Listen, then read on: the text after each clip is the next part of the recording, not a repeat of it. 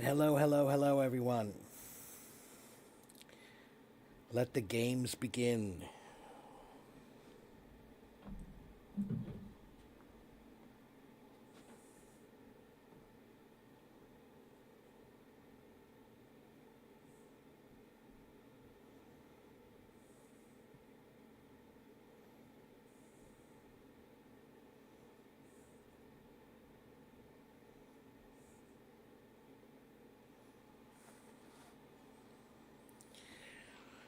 Hello, Samira. Hello, Mike. Hello, Luis.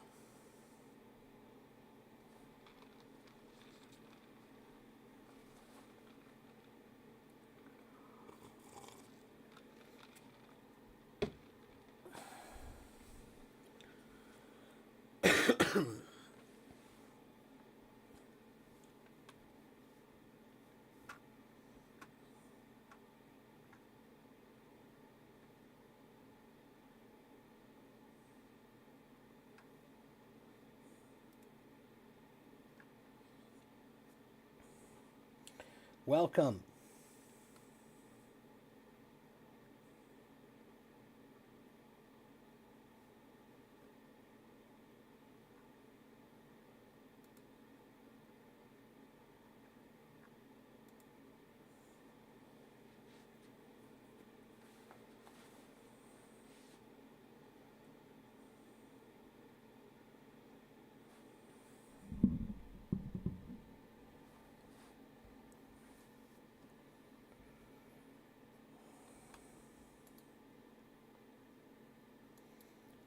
Mike. Mike is raising his hand already. Mike, do you have a question, Mike?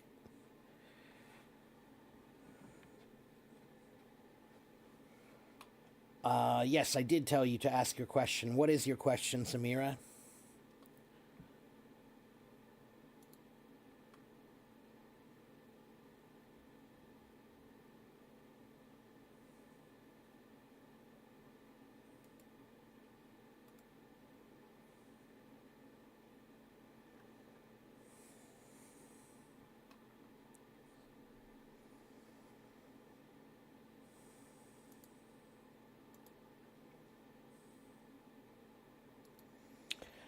Well, Mike, if you don't have any specific questions, then I don't talk to people. I'm sorry, man. I'm a teacher. I'm actually here to teach right now. So I have to be teaching if I'm here. Okay? So if you have a question, I am a teacher. I'm a real teacher. This is my job. 90,000 people follow me here on Hello Talk. More than 1 million people have watched me here to learn English. Okay? So, if you want to know a little bit about me, I'll tell you how you can, Mike. Anybody who's new, you need to go here.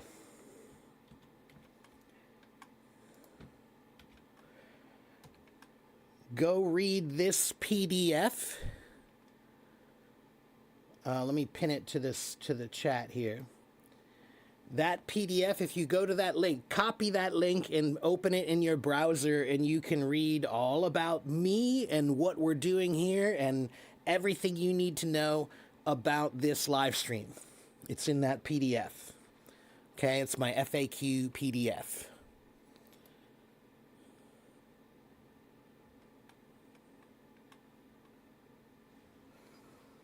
How to greet others in other ways instead of hi, how are you?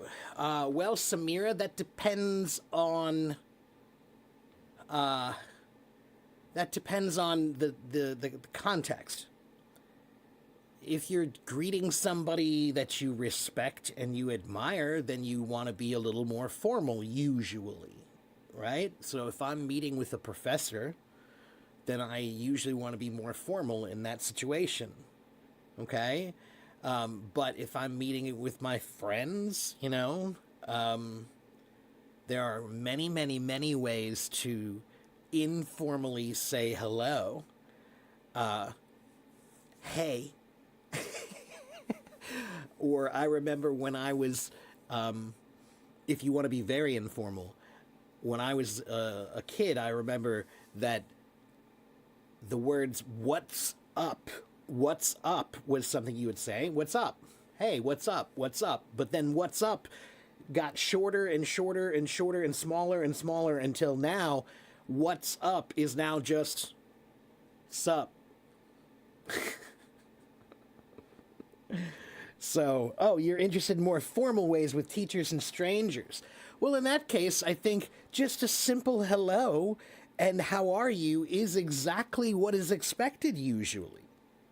That is almost always exactly what you should do is just hello, how are you? How have you been? How's your day been? Things like that, right? And I gave you that link, right, to the government PDF with the basic introductions. I gave you that, right? Because that has a lot. Oh, I didn't. Okay, well then let me give you that. I thought I did. Look at this. This is a PDF file from the US government. Okay, it's right here. You copy that and paste it. You cannot just click a link when you're on HelloTalk. You can't just click it and it won't open. You have to copy it and paste it, then it will open. And this, I'll show it to you, is a file that has just basic stuff for conversations. Let's go back to the top here. Everyday conversations learning American English.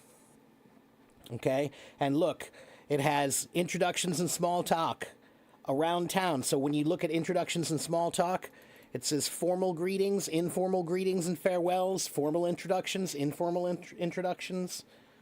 Okay, that's all there. Okay, then things like going to the doctor's office, supermarket, running errands, right? This is a great thing. Take a look. Here's one right here. Let me go.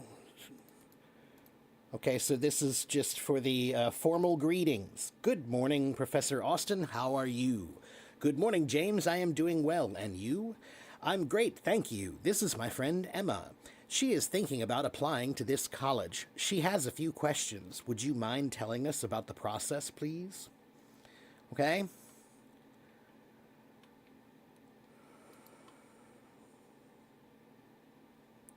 So that's a good page. All right.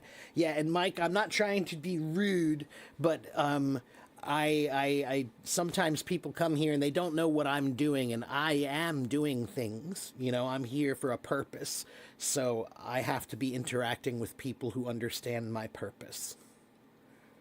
Okay?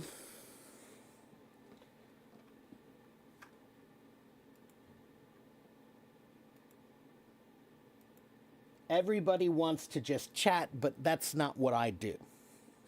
Okay?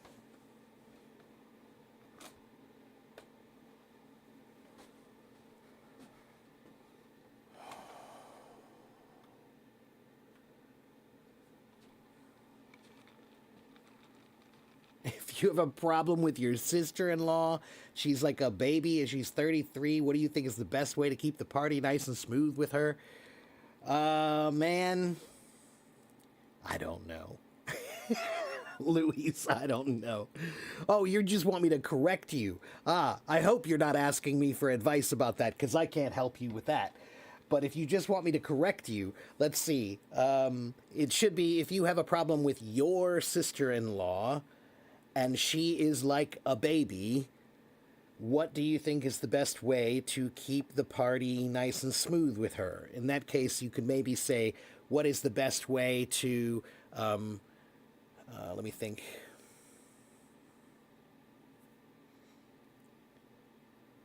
To smooth over the situation. To smooth over a situation is like when you're doing construction and you have, if you have concrete and you have to smooth out the concrete, right? So that's like smoothing out the situation, right? So that's what I would say, okay?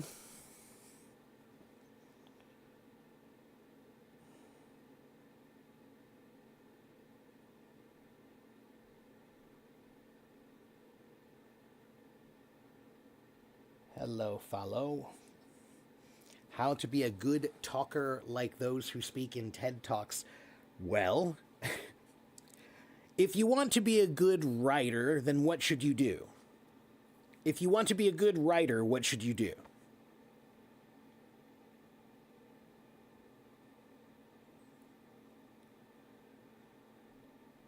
Well, yes, you should read, but you should also write. You cannot be a writer if you're not writing. If you want to be a good singer, then what should you do? You should sing. If you want to be a great swimmer, then what should you do? You should swim. If you want to be a great pianist, then what should you do? You should play, right? So you want to be a great speaker, then you need to go speak. You need to learn the language and you need to speak as much as you can with as many people as you can in as many situations as you can. But remember that there's a difference between speaking sometimes is just communicating with others, right? That's one form of speaking. But TED Talks, those are not, you're not communicating. There's no other side to that conversation. It's one-sided, right?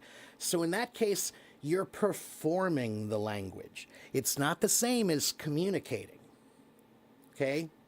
Like when you have a conversation, you have to listen and wait and respond, right? But when you're teaching in this situation, it's more like a solo where there is no one else. It's just you. And in that case, you have to give a performance. You have to perform the language, all right? So go perform, all right? What does iron out mean? Follow to iron out. And iron is the thing that you do if you have wrinkles in your shirt and you want to iron it to make it nice and smooth and make it look nice, right? So we use this to say, I'm ironing out the wrinkles in my shirt. That's the literal meaning. Then we can use that and say, I want to iron out some problems at work.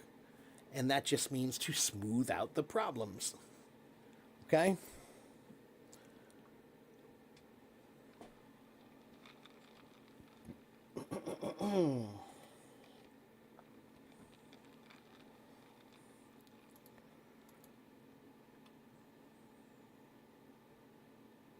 I should write this too. Wait a minute.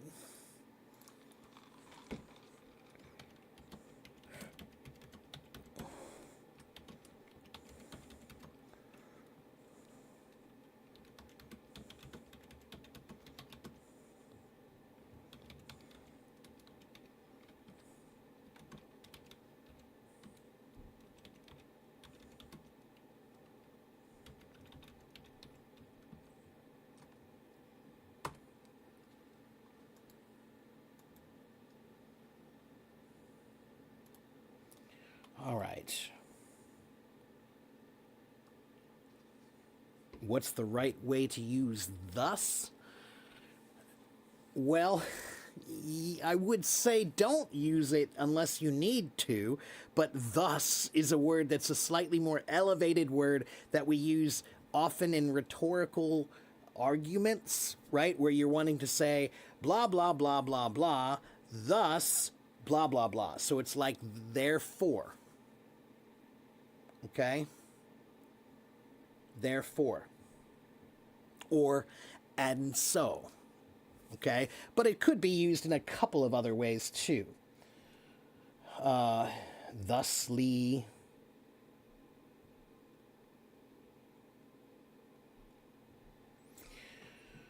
As a result, therefore, or in this manner. Right? So, for example, if you want to say, he forgot his keys, thus he was locked out. So in this case, it's therefore. He forgot his keys, thus he was locked out. Therefore, he was locked out. Or it could be, the data should be organized thus. Or this one I think would be best if you said, the data should be organized thusly. How should it be organized? Thusly. In this case, you're saying in this way, like this, in this manner. Or the final way is to say, she has never thus far needed help. Now, this is not very common, but it does happen every once in a while. Thus far, I have not needed your help. In this case, it means to this extent. Okay?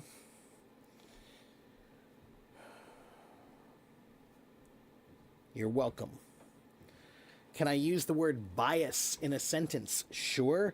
Bias is the feeling that you already have a leaning on one way or another. This word, let me look at this very quickly.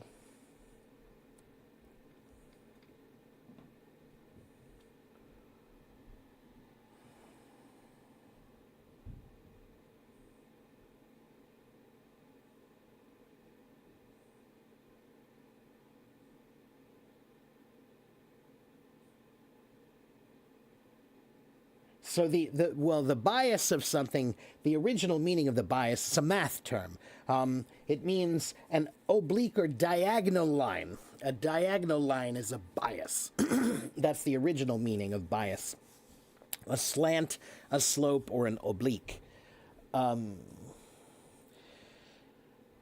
But that's where the math term, so the math term is a slant. That's the math term. But in real life, we use the term bias when we say you are leaning towards one side of an argument or another. You naturally have a lean towards this argument, then you have a bias towards that argument. So, for example, let me think. I am not a big fan of video games anymore. I used to love video games when I was a kid, but now I think video games have become something that's not necessarily very beneficial in most cases. So that means that when you tell me how much you like video games, you have a bias about it, and I have a bias about it. My bias says that they're not very good, so I don't really like them. So if you talk about video games with me, I already have a natural feeling that I don't really like them. So I'm probably not going to like whatever you're going to say about them. It's not the same as prejudice, because prejudice implies some sort of morality in some way, or not morality, but how do I say this?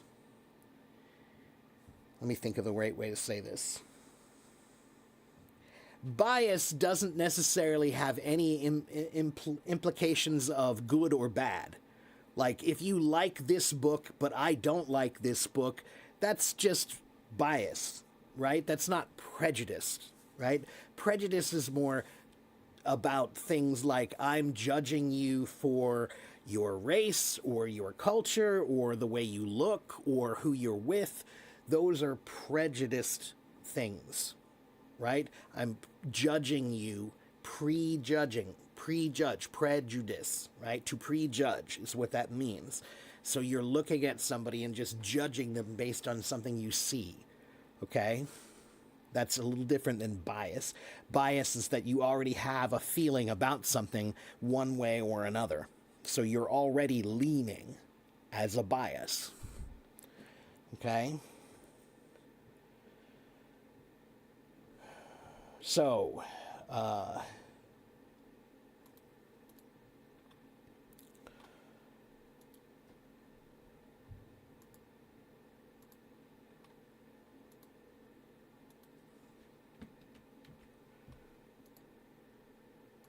So once again, hello. If you are new, there's a file that is pinned in the chat, and you should download it, or you should click it, or you should open it, whatever, and read it.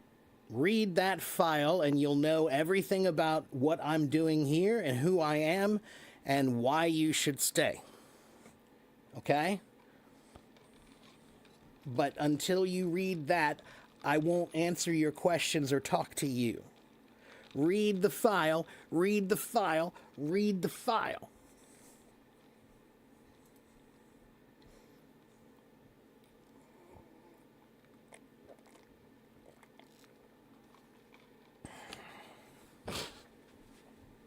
What am I going to teach? I'm going to teach about the grand secrets of the universe today. That's what I plan to teach.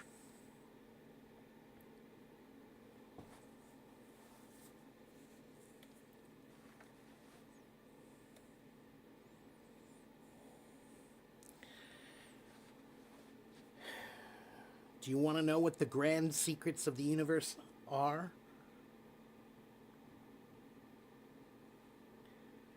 Hello, Paul. Thank you, Paul. Welcome, Paul.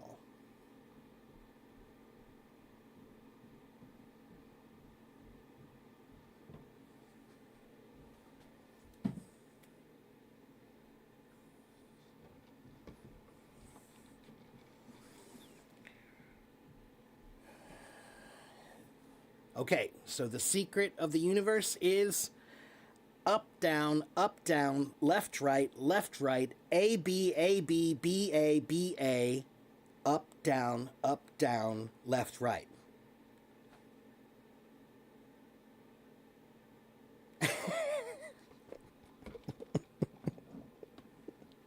That's a joke.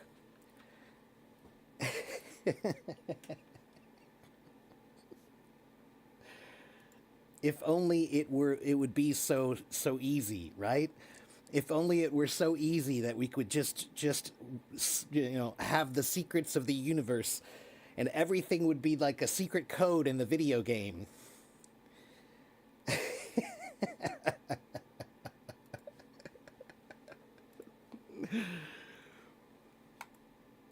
Life is a video game. As a matter of fact, life is a video game. And that's the reason why I don't like video games anymore. Because video games, you spend all your time in the video game developing a character in that video game. And you spend money and time and effort, and you really care about that character.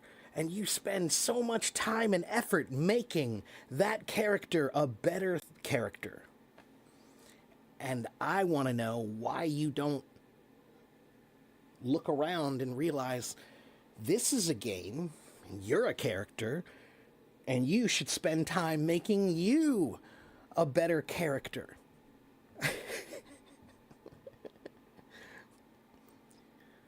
Instead of making the character in the game a better character for the game, why not make yourself a better character for this game?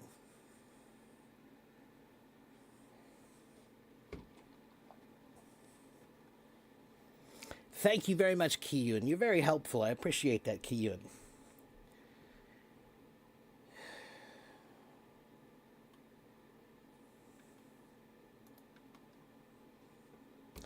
What's my favorite video game? I don't know. I don't play any new games. I haven't played a new game in ages.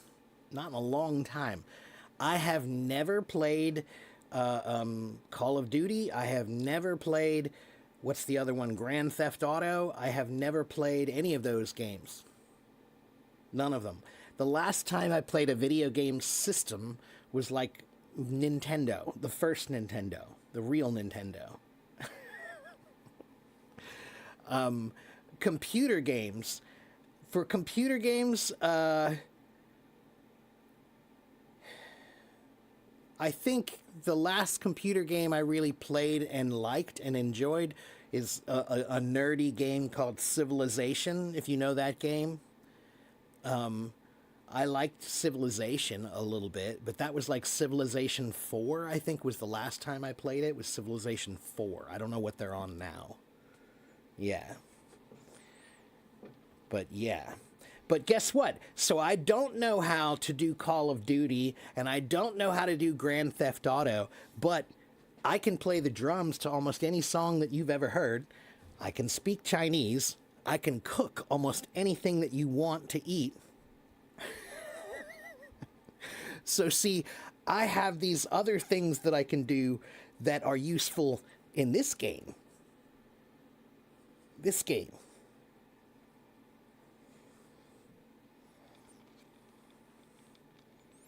StarCraft. Never played StarCraft. I played Star Control. I remember that one. Contra. I remember Contra. Yeah, that's how old I am. Yeah.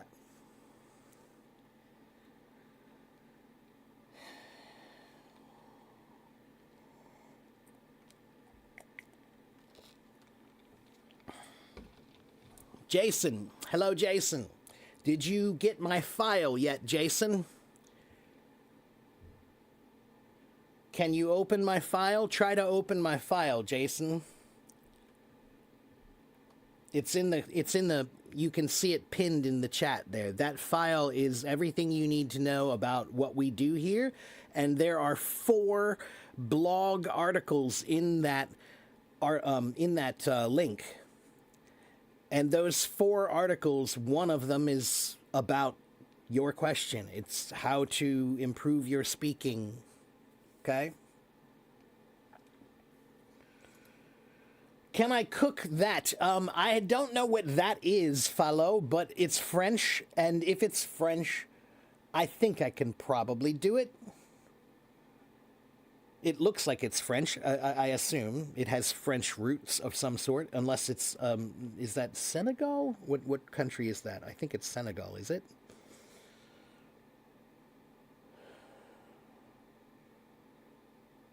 It's rice and fish. Okay. Probably I can. Yeah, I've never tried, but I have the confidence that I think I could give it a shot. What dish do I make the best? Ooh, I don't know. It's hard to say. Just the other day I did a roast chicken, and you know, roasted chicken it's not hard to do a roasted chicken really at all. It's not that hard. But if you do it right, it's so good.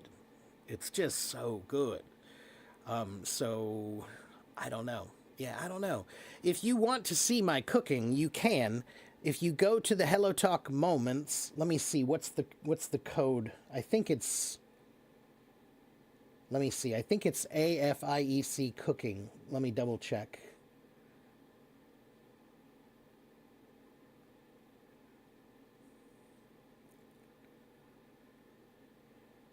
Yeah, if you go to the Hello Talk Moments and you type in the letters AFIEC Cooking.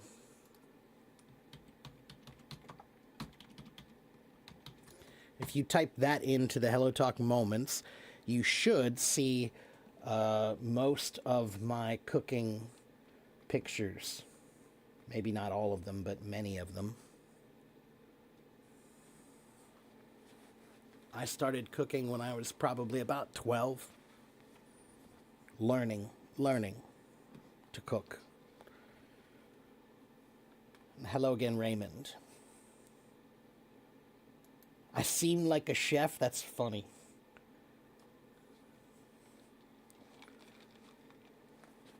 Thank you, Samira. You're good at cooking too? Good, Raymond. Cooking is a skill everyone should learn. Everyone should learn how to cook. Cooking is one of the greatest gifts that you can give to yourself and to others. I don't have a favorite thing to cook. I love cooking. I just love cooking. It's like music. I don't have a favorite music either. I just love music. I love to play music. The act of cooking, the act of music is what I love.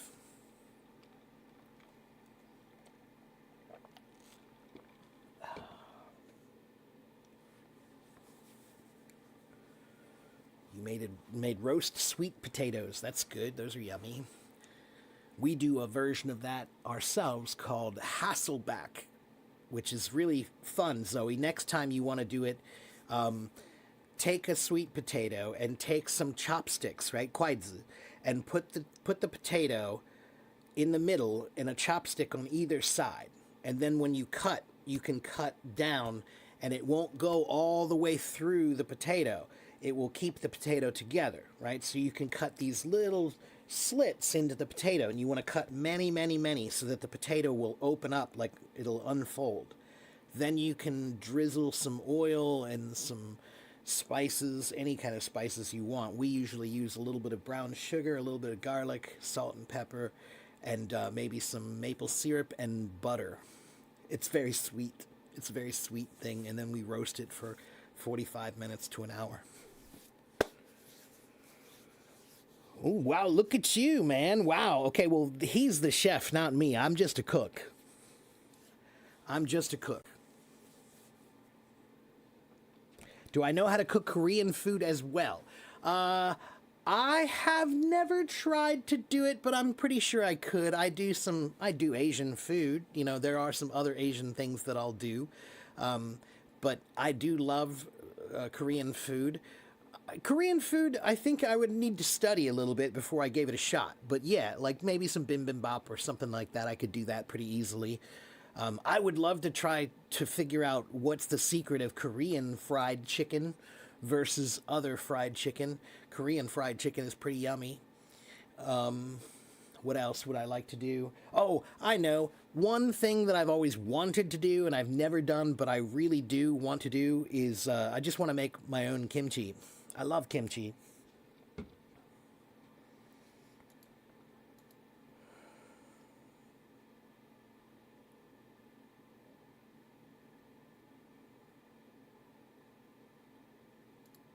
Maple syrup and brown sugar on a sweet potato. Yeah.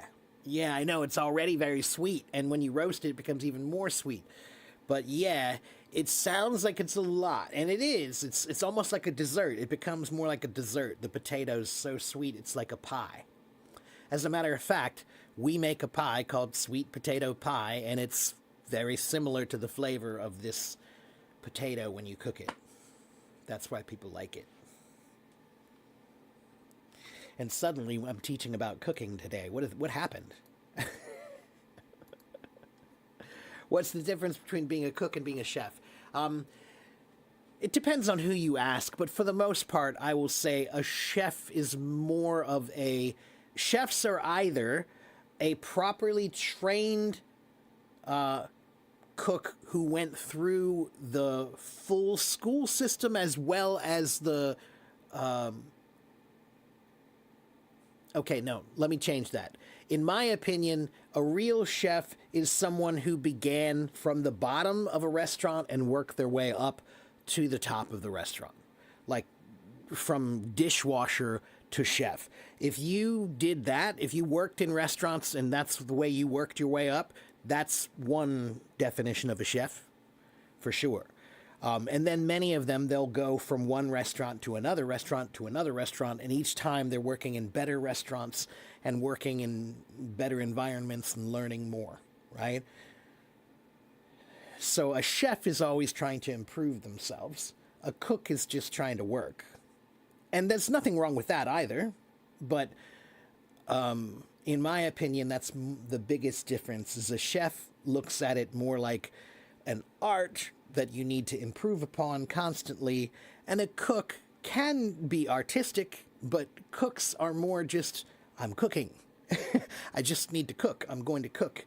Right? Now, it can be very artistic, and they sometimes are equally artistic, but one doesn't necessarily require you to improve upon yourself, and the other one does.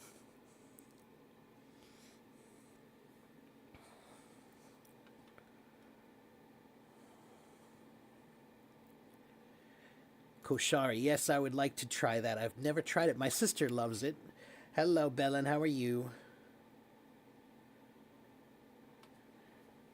Korean fried chicken is known for its extra crispy texture. Yes, and if I remember right, I think it's because many of the Asian fried chickens, they use either sweet potato flour or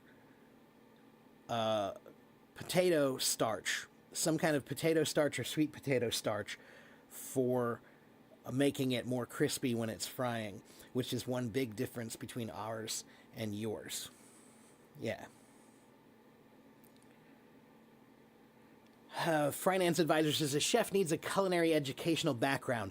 I don't necessarily agree, man.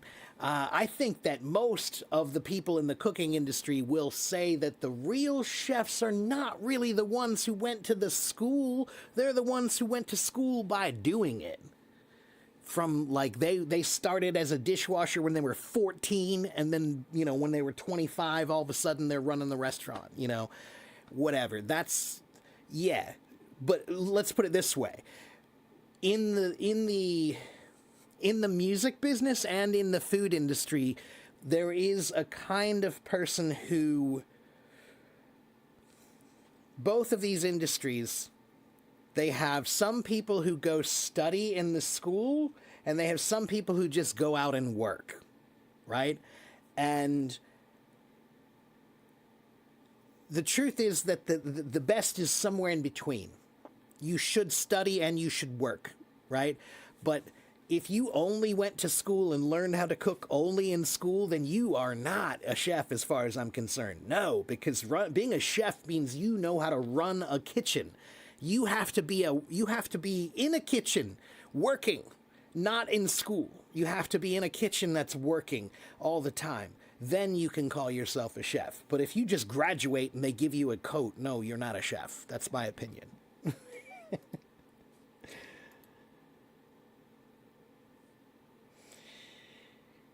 A teacher, a cook, a musician, and who's else? You mean what else?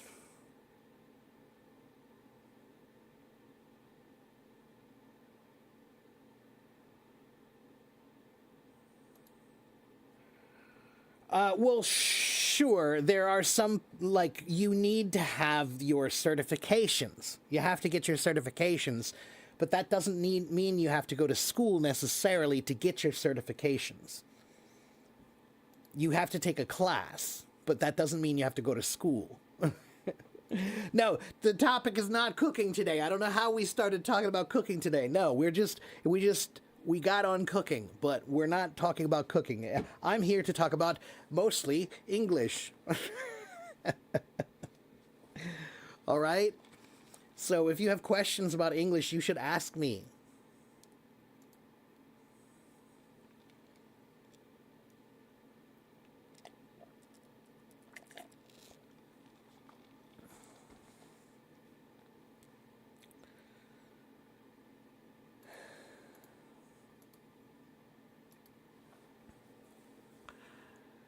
Raymond, I'm not doing stage requests right now, so if you have a question, just put it in the chat, okay?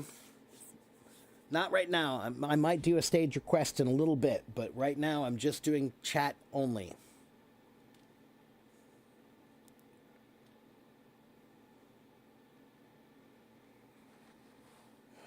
And Raymond, you did read the PDF, right? Did you read the PDF? Make sure you get the PDF and read it.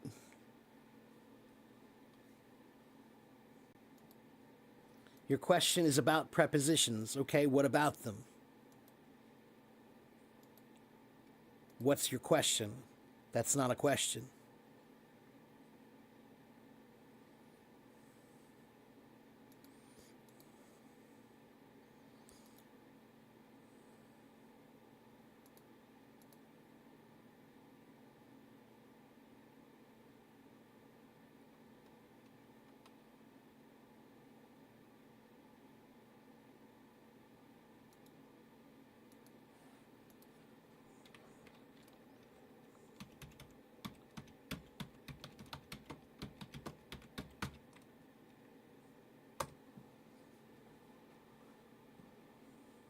How to avoid them? You don't avoid them. You can't avoid prepositions. You need them. That's a very important grammatical tool. You don't avoid them.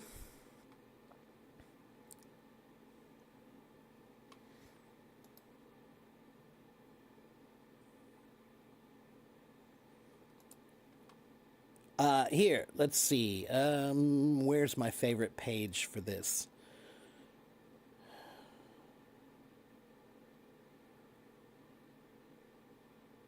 Go to this website. I'm going to show it to you. This is a great website for prepositions.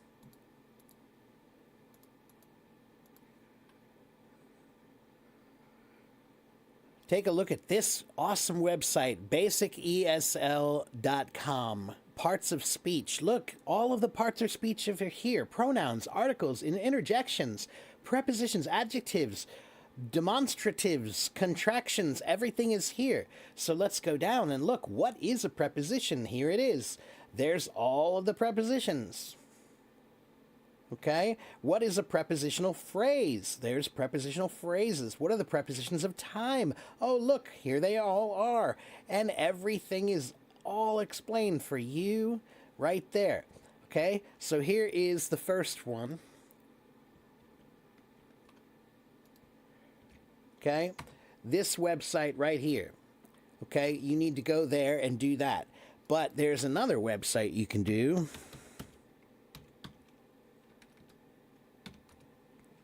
Called GamesToLearnEnglish.com. GamesToLearnEnglish.com. And if you scroll down, look at that. They have a game right here called Prepositions. So let's review some prepositions. Ah, look, the candle is next to the TV. Ah, look, that's next to. Okay, next one. The lamp is on the right of the TV. On the right of. On the right of. The plant is on the left of. Between. Above. Under. On. Behind. In front of. So now once you review, you can take away the text and you can practice without the text. Look at that. Okay, and then you can go play the game. Let's start the game. Living room. Put the plant on the left of the sofa. The plant goes on the left of the sofa. Put the remote under the sofa. Put the remote under the sofa. Put the picture above the chair. Okay, look, this is easy. You can just play games and learn how to use them. All right?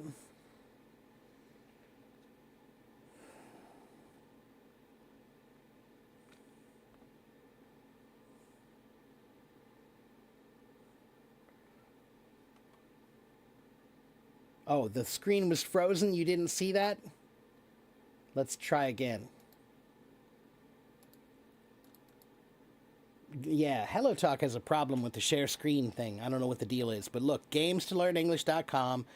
Scroll down. Prepositions. Can you still see it? Right? Start. Put the bag on the right of the chair. Put the bag on the right of the chair. Put the picture above the chair. Above the chair. All right. Put the Look, that's cushion easy. on the sofa. You can do that. All right. So if you go to those two websites, study one website, right? Study the one that has all the information, and then practice on the games. Piece of cake. Piece of cake. Okay? And Raymond, yes, those are called prepositional phrases, and that website that I gave you explains those also. Okay? Prepositional phrases are explained in that website. Okay?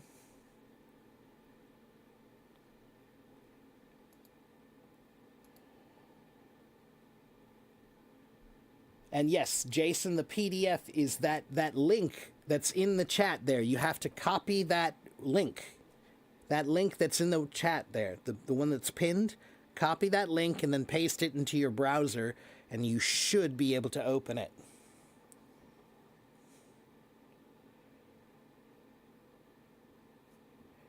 If you are Chinese and you cannot open my PDF file, I think I have a solution for that later today. I think I know a way to post it. Is it in the bed or on the bed if you're going to sleep? If you're going to sleep, you say, I'm going to sleep. I'm getting in bed. When you are in bed, technically you are on the bed. So you are both in and on the bed because you are in the covers on the bed. Get it?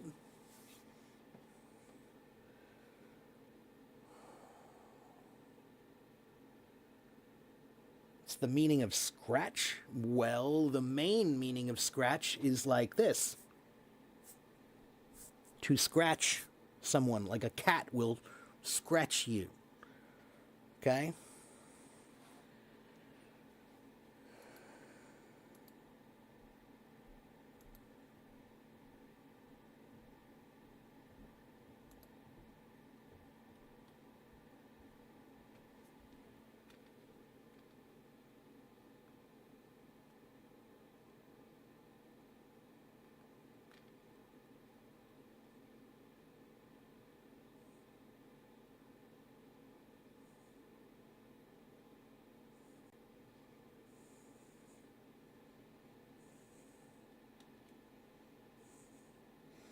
Jason, the link.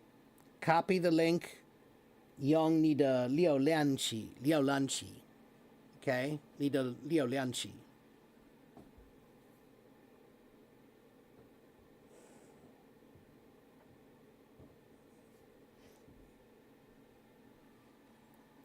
You got the book and you checked the link? Good. I'm glad, Betty. In my mind or on my mind? Both are correct. They both are different. See, this is the reason why you have problems with prepositions, is because you think there is only one answer. No! Almost every preposition can be right, but they all describe different things. So if I say, I have something in my mind, maybe I'm saying, I have a number from 1 to 10 in my mind. What number am I thinking of? It's in my mind. That's in my mind. But maybe I say, I'm a little distracted today. I'm sorry, everybody, I'm distracted because I have a lot on my mind. That means that maybe I have many troubles, many stresses, many things that are bothering me, so I have a lot on my mind. Okay, so a number from 1 to 10, in my mind. Many problems, on my mind. Okay? Is there a difference between scratch and rub? Yes. Rub is like this, like I'm rubbing your shoulders to rub, okay? That's rubbing, right? If maybe I have some cream, I need to put some cream on, you rub the cream on, right? Maybe you have lotion, you're rubbing the lotion on. That's to rub, okay?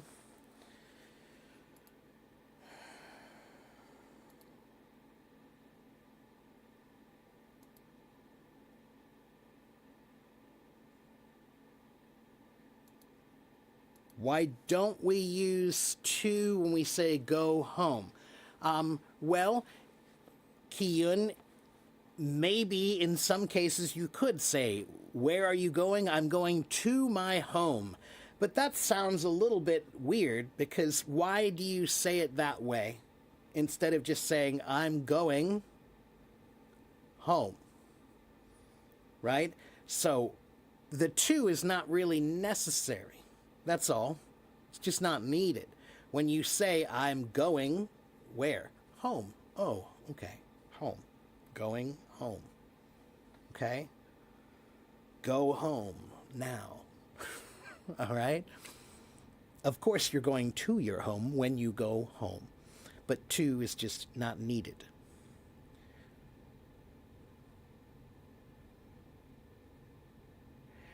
Scratch has another meaning, Samira, a scratch take of something, a scratch effort, a scratch, yeah, that's right.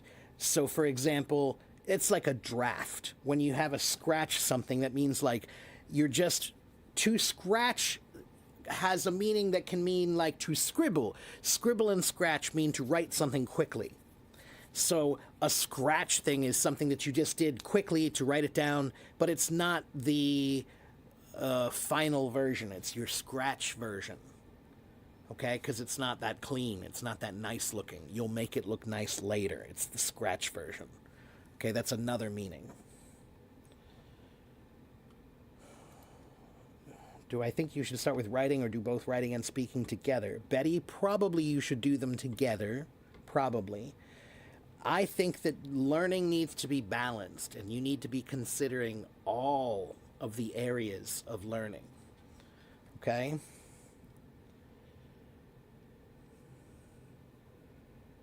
I have a lot of pressure on my head. We won't really say that. We'll just say I have a lot of pressure. The on my head part doesn't need to be said. When you say you have pressure, we know it's in your head. Okay? To scrub is like washing, but washing really hard. So for example, if you wash the dishes, right, and maybe those dishes are very dirty, like somebody forgot to do the dishes, so they are dried and very hard, right? So you need to really get the the sponge and you have to really scrub to get that clean. Right? So scrubbing is like washing something, but really hard, right? If you scrub yourself, you're washing very hard, okay? Man, okay, we're getting a lot of questions here now today.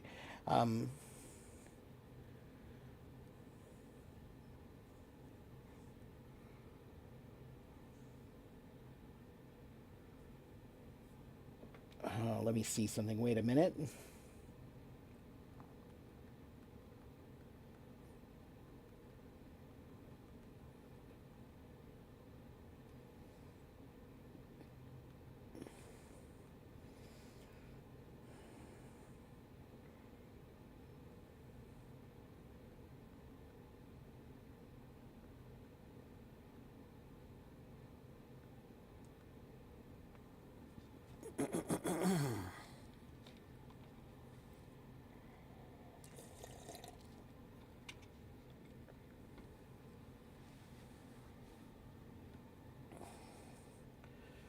What's the difference between which and where in a sentence as a relative pronoun? Okay, yeah, so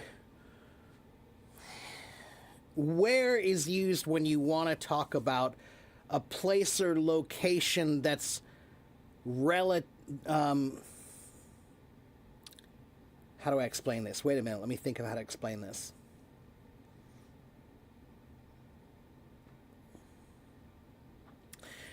Where usually means in that which. I know that's kind of where, in which or at which, I should say. In which or at which. So, so for example, oh yeah, there we go. The village where I was born is very small, right? That is the restaurant where we met, right? So in this case, that's where is talking about a place but it's connected to a clause that explains what happened, okay, in that location. So this is where, like, honestly, this is where sometimes this is not a hard thing. This is a simple thing, but you're making it too hard because you're thinking too much. Okay? And that's why sometimes these explanations, the grammatical explanations, are not necessarily the best ones. Which is used when you want to talk about a place that's an object or an entity, rather than just a place where something happens.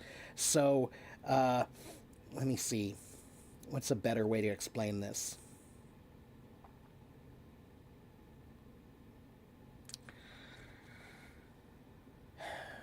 If you're talking about something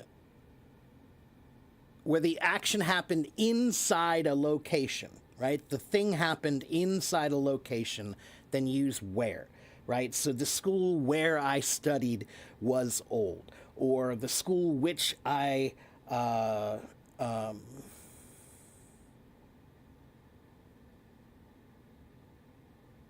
book which I sold was old, well, no, those are both, yeah, that's it. Or where, you use where when we're talking about, if it's a preposition that's used at the end of what's called a narrative clause. See, that's why I said, like, this is not helpful when you say, oh, now I made it more complicated. We're talking about narrative clauses and everything. This is why grammar is magic.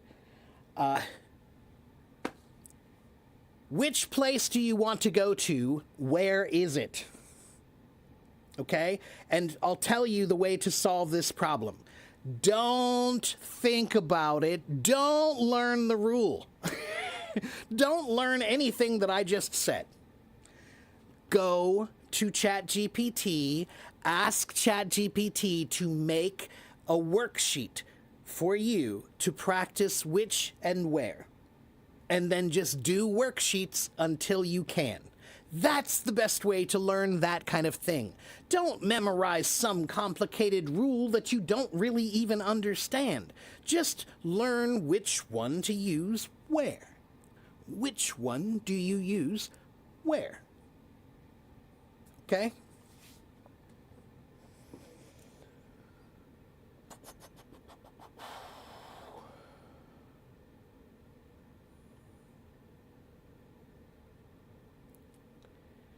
I have a lot of pressure on my shoulders. If you said shoulders, then that would be figuratively. If you say I have a lot of pressure on my shoulder, then I think you have a very heavy backpack. That sounds literal, not figurative. But when you say shoulders, now it sounds like this is a weight that you're carrying, right? Like pressure, okay? From scratch. From scratch means from zero, yes. And scratch sometimes does mean zero too. Hi, Gaia, how are you?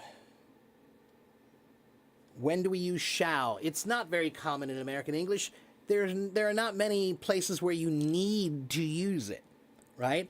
Shall it's a fun word that does sound a little bit more elevated, right? So, for example, I use it here. Maybe sometimes I say, okay, I think there are enough people here. There are 53 people in the room. Let's begin. Shall we? Right? In this case, it's fine, right? I'm saying, shall we begin? But if I'm at a restaurant with my friends and we're about to eat food, I'm not going to say, hey, the food is here. Shall we eat? That seems too formal. Okay, but maybe I'm at a Christmas dinner, right? A family dinner. It's a holiday dinner. Everybody's here in the family, and it's time to eat. So maybe I'll say, shall we all move to the dining room? It's a formal occasion, so the formal word works. All right?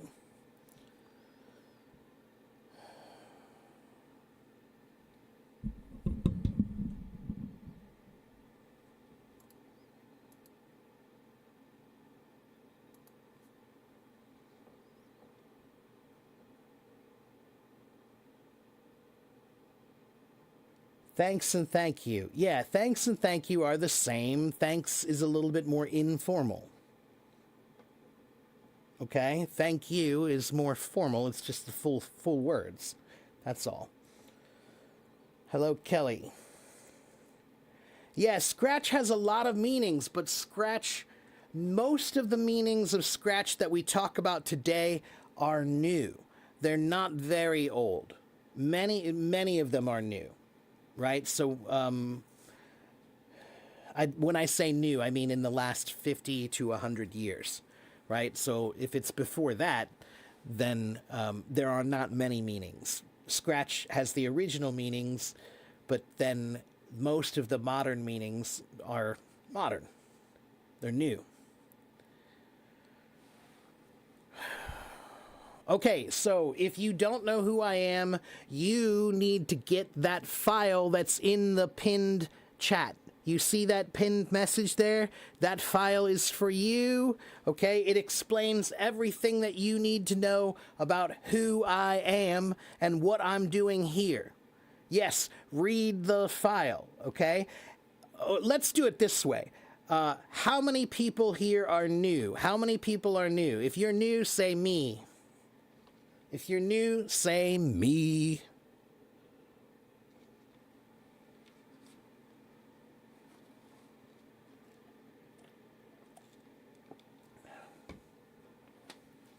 Alina is new. Who else is new? Say me. Come on, me, me, me, me, me. Me, me, me, me, me. Come on. That's the only new person? I don't think so. Who's new? Rosa Angela Jimenez, are you new? I think you're new. Raymond, I know you're not new. Okay, but if you are new, wonderful, welcome. If you are not new, how many people have been watching me for months here? How many people have been watching me for months?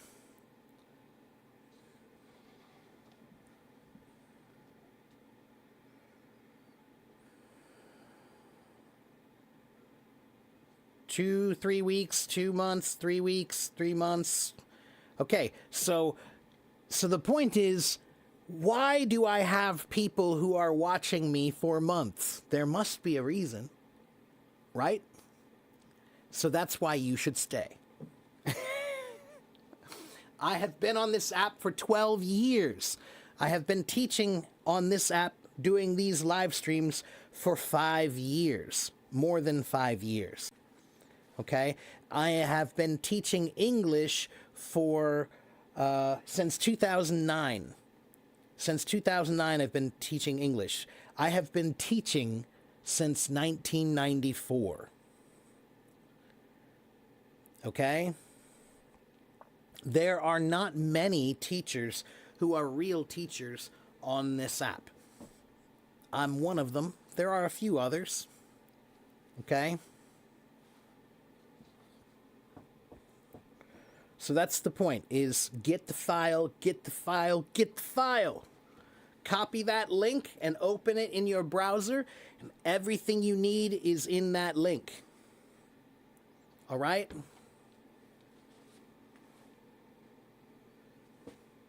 That's right, get the file.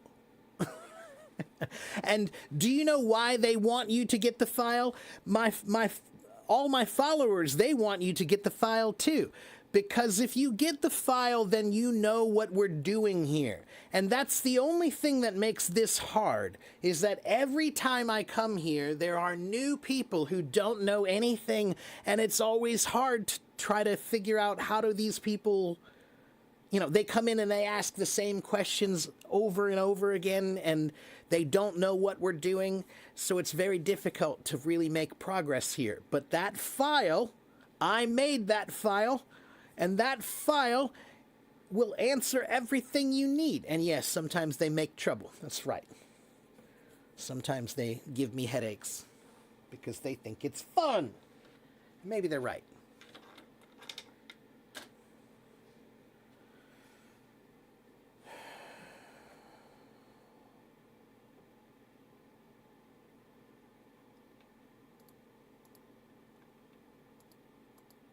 Now, do I talk to people a lot on stage? Do I do that a lot? No, I don't do it a lot. I'm sorry, because I'm not here to just chat. I'm here to try to answer questions. And my time is not really useful if I'm just chatting. It's not that useful.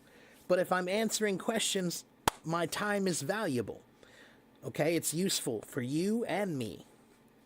All right, so that's why I'm standing here waiting. Okay? I'm standing here waiting. This is me. This is me right now. Now, I'm doing my part. What's your part? What do you have to do? Next. Yeah, throw me some questions so I can hit them. Throw me some questions so I can hit them.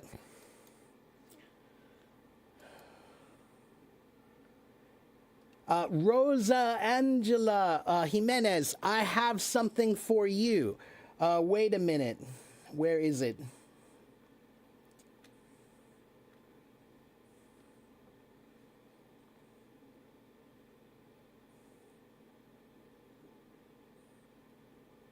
Oh no, I already gave it to you. I gave you the books. Yeah, use those books, Rosalinda. Use those books. And here, Rosalinda, this website here. That website has basic, everyday phrases for common use. Okay? Simple phrases for common use. All right?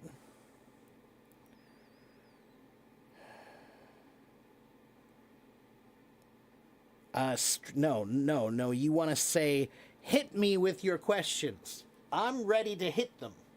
Right? So you have to throw the ball so I can hit the ball. Right? So you're throwing the questions at me. Okay? Strike is what happens if I miss. If you throw a question and I give a bad answer, that's a strike. STRIKE. Okay? I try not to do that.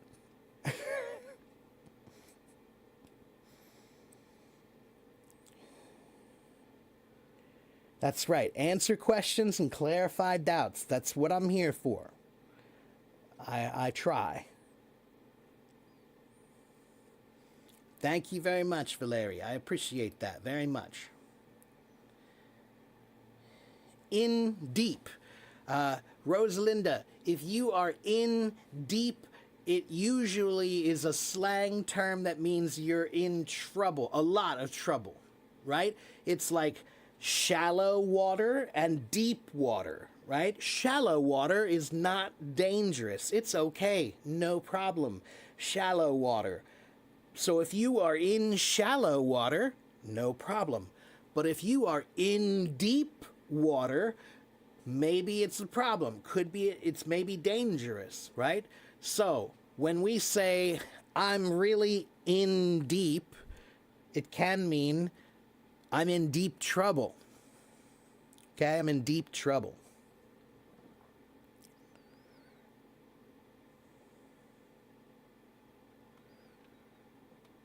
What are the most used phrasal verbs? That's a hard one to answer, Paul, because phrasal verbs, there are a lot of them, and they are like little tools. They're like these little language tools that we use.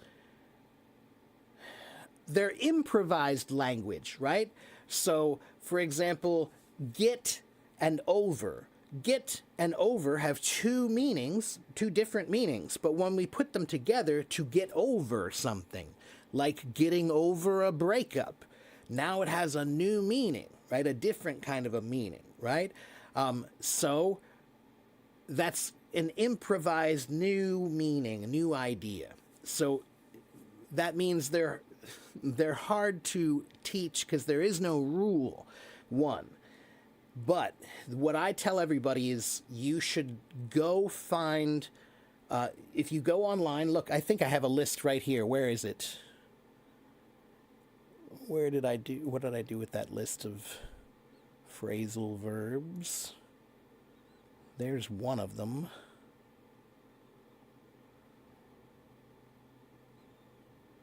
Please wait a moment. There it is. Here is, here's 66 phrasal verbs that use the word get. All right? There are 66 ways to use get on that website right there. Get about, get above, get across to, get after, get ahead of, get along in, get along with, get around to, get back at, get back into. Now, do you need to know all of those? No, you don't. That's too much. It's okay. Here's what I want you to do. Let me show you something.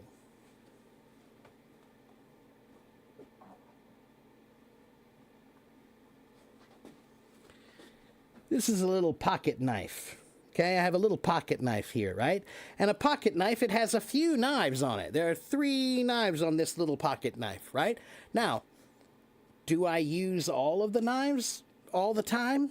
No, I don't. As a matter of fact, I don't think I've used those 2 other knives at all. I've only used the main knife because that one's the most useful to me. That's the way I look at phrasal verbs.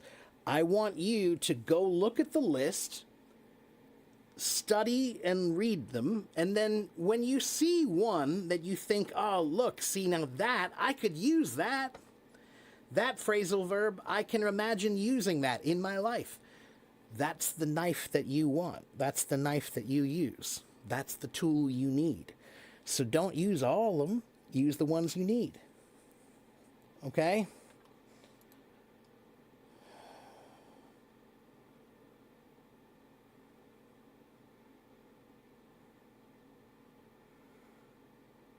Oh, in deep or indeed? Indeed means yes, or affirmative, or I agree.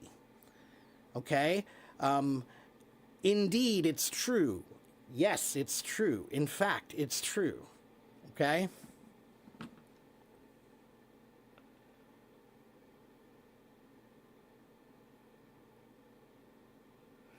What does this sentence mean? I don't trust myself to carry these things and not damage them any more than I knew I already had.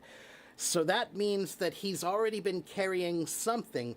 It doesn't sound like it's completely correct, but if I understand the meaning the way it should be, it sounds like he was carrying something important, maybe something fragile, right? He's carrying something fragile, and he already damaged it some, and now he's saying, I think you should carry it because I don't trust myself to carry it anymore. I already hurt it. I already damaged it. Maybe you should do it now because I don't trust myself to do it anymore. I already messed up. All right?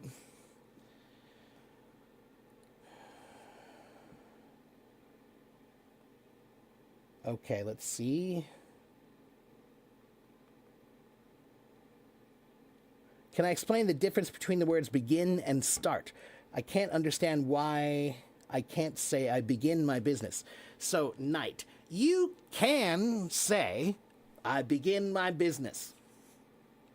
Do it. Go ahead. There's nothing wrong with that. Is it the most common way to say it? No, it's not. Is it the most standard way to say it? No, it's not. Is it wrong? No, it's not. Okay? Language is like music. If that note sounds good to you, then play that note. Don't let somebody else tell you that that note is wrong. If that's the note you like, play that note. All right? Do you know how many words were invented, created by Shakespeare, by Milton? There are like 200 or 300 words, maybe more than that were created for the first time. They've never been said before, and now they're said by this man. Nobody told him he couldn't say it. Nobody said to John Milton, nobody said, hey, that's not a word, or that's not the right way to say it. No, he said, that's the way to say it because that's the way I want to say it. Okay, now, you have to be able to make an argument, a grammatical argument. There is nothing wrong with this because you can say, I begin my business today with this. Now, can I use that for everything? No. Right? But there's nothing wrong with saying I begin my business. You can use that. Okay?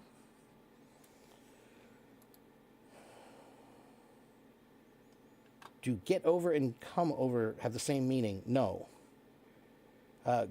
Get over has many meanings, and come over usually just means to, like, come over here, right?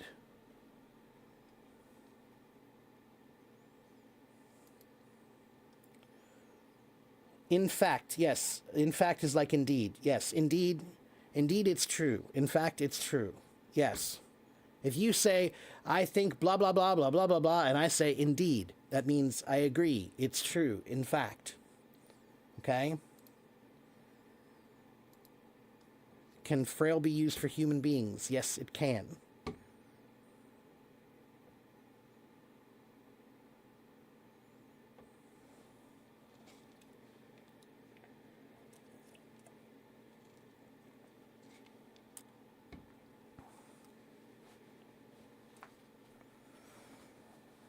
Expressing ourselves in another language can be challenging, especially when we say something not natural. So how to distinguish between if it's creative use or incorrect use? Okay, Samira. Let me think about my answer for just a moment.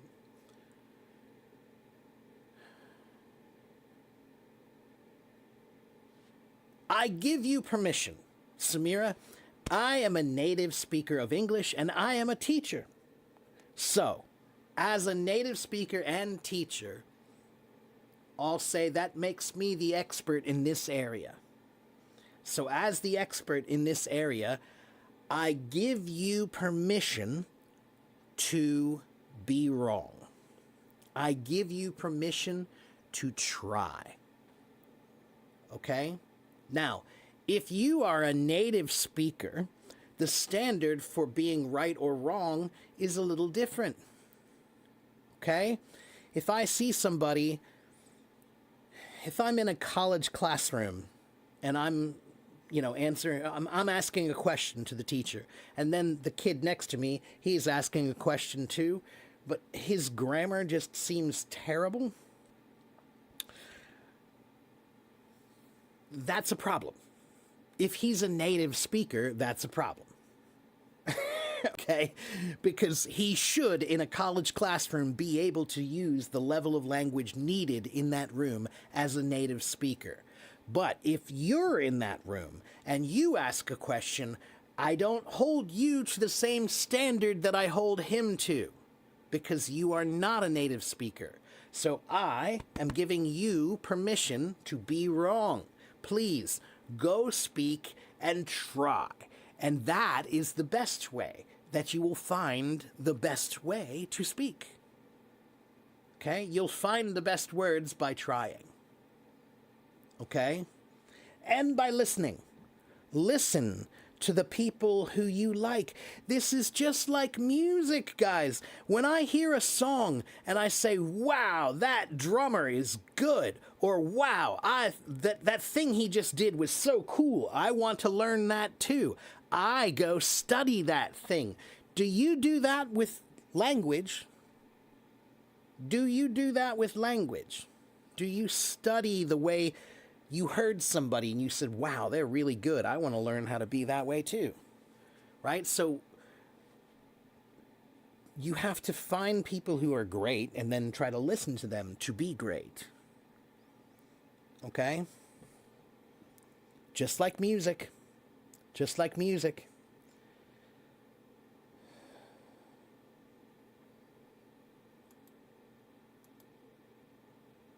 And I definitely think that you have an advantage, Samira. You have a huge advantage because now you do have AI as a tool where you can ask AI. You can ask ChatGPT if it's the correct usage or not. And okay, maybe occasionally, maybe it doesn't know or it's not right. But most of the time it will be right. And that's something that I didn't have. I did not have that tool when I was learning when I was younger. Right? So that's a new tool. You should use it. Go practice there, and you can do anything you want, mess up as many times as you want, make as many mistakes as you want. You don't get a bad grade. Nobody will laugh at you. That's amazing. To me, that's incredible.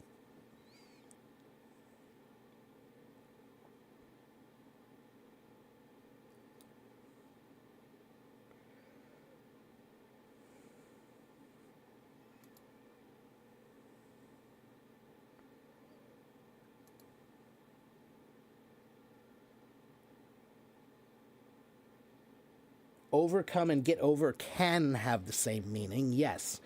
But again, Raymond, words have many meanings. So when you say they mean the same thing, they mean the same thing sometimes, but not all the time. They could have other meanings that would be different. Okay?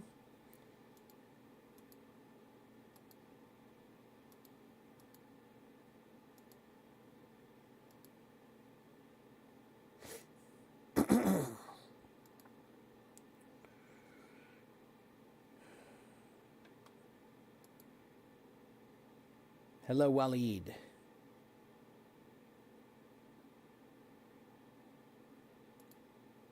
You usually stumble with that unnatural usage when you write. Okay, good. So stumble. Stumble until you don't stumble. Okay, Samira? That's the beauty of... It's how you learned how to walk. You stumbled until you could. All right? Yeah, chit-chat. Chit-chat.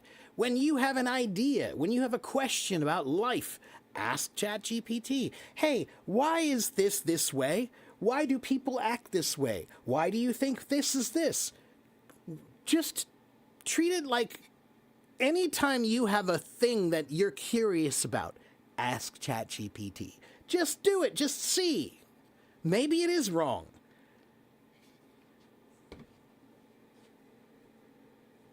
Person A doesn't ask anything.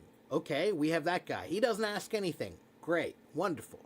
Person B asks ChatGPT some questions. And maybe some of the things ChatGPT says are not correct, maybe. But a lot of the things they say are. Who do you want to be?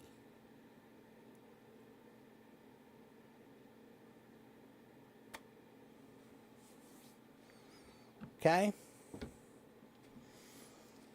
It helps you with your stuttering in English.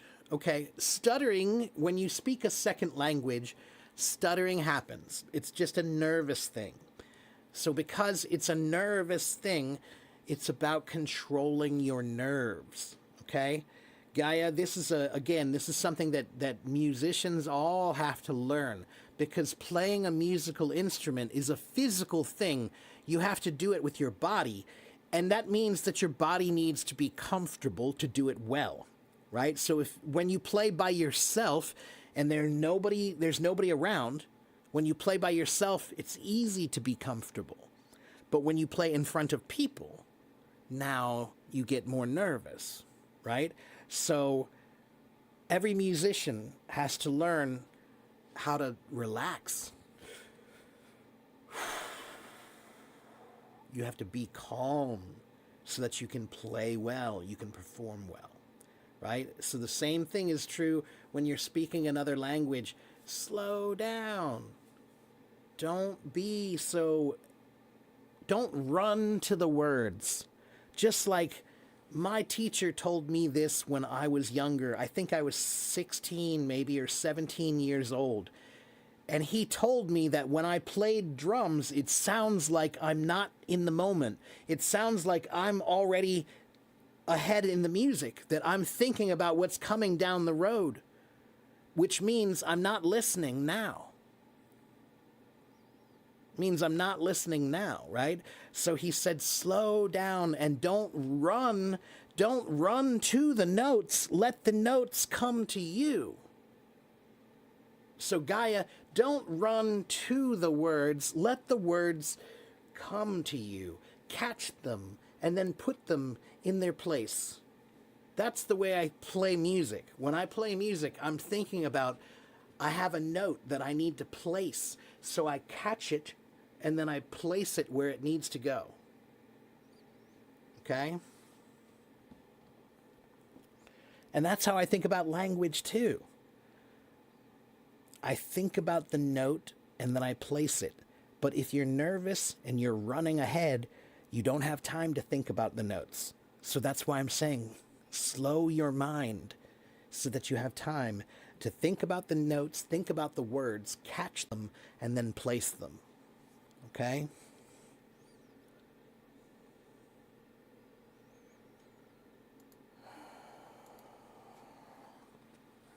My suggestion for somebody who wants to learn Chinese, my suggestion is start with just learning to say 1 through 10 or 0 through 10. That's going to be one of the hardest things when you learn Chinese is the tones. So I think the most important thing for you, if you didn't speak a tonal language before, the first thing you should do is learn the tones. So learn how to say 1 through 10 well with the tones. And that's harder than you think.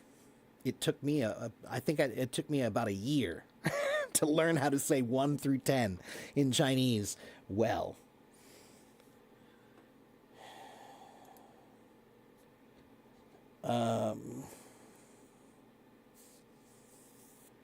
One person told me gerund is the heart and infinitive is the head. That's an interesting... I don't know why you would want to say it that way.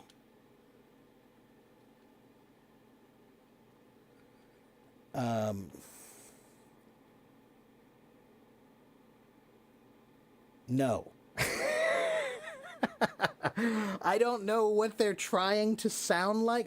It sounds to me like they're trying to be very philosophical about this, but this is not very philosophical. It's very basic. When you say a verb, you have two choices. You can say, I like walking, or I like to walk. Don't worry about the gerund and the infinitive.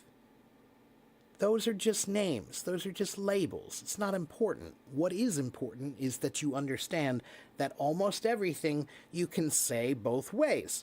I like walking, I like to walk, I like talking, I like to talk, I like cooking, I like to cook, I like, right? Those are flying, I like to fly, I like running, I like to run, right? That's, most of them can be reciprocally said. Okay? But people point out how I speak slow. Well, Gaia, I don't think that's a bad thing. I think that's a good thing. Everybody tries to speak too fast today. Make yourself special. Your language, people will listen to you more because your language is distinct. Distinguare. Okay?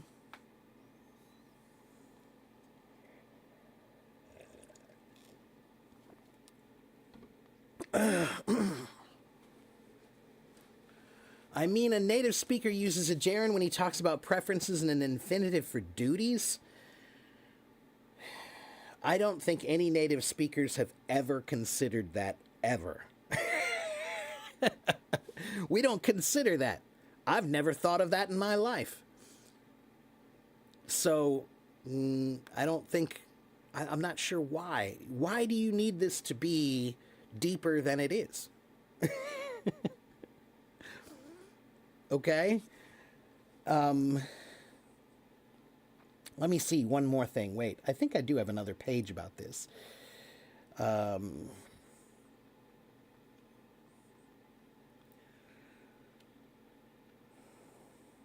the heart-head thing, no.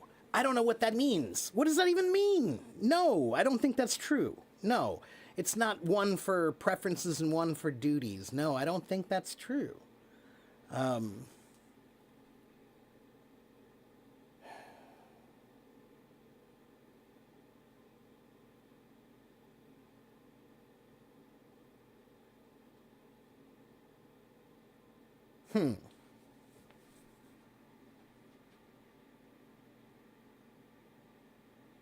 No, it's not true. Because here it is. Gerunds are used after prepositions as subjects. So for example, you can say swimming is fun, or things that you're interested in, right? So that sounds like, oh, that means it's true, right? But no, because infinitives can be used for things that you want. Okay, so infinitives are used often for things that you decide or expect or finish, but, I'm sorry, decide or expect or need, sorry. But they're also used to talk about things that you want, and wants are not duties, are they? Right?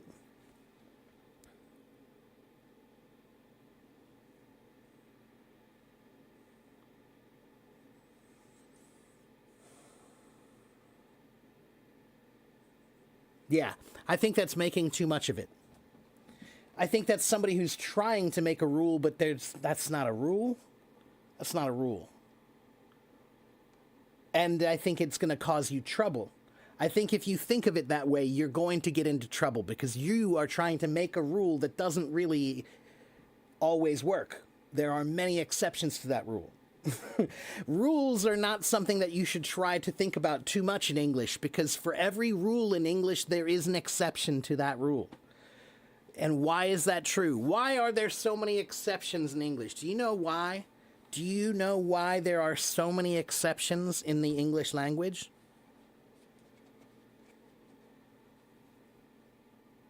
Why are there not more rules? Hello over there to my YouTube people. Hello, Ricardo. Hello, Zoe. Hello, Donia and Jiva. Hello.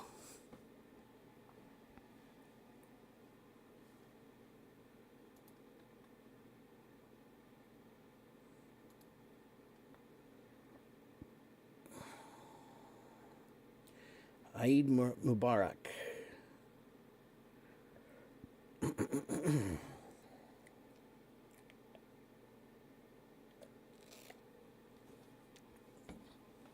I'm a slow talker even in my native language. Sometimes I feel I'm slower than normal slow, so I don't want them to feel like I'm sleepy in an energetic session.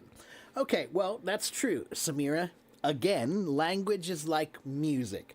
So I think that a slow tone works most of the time. But of course, you can't use a slow tone all of the time, right? So, for example, if I'm reading a book to a child, I'll read slowly and I'll read maybe with this kind of soft, kind of whispery voice because it's nighttime and we're reading a book. So I'm reading slowly about the three little bears, right?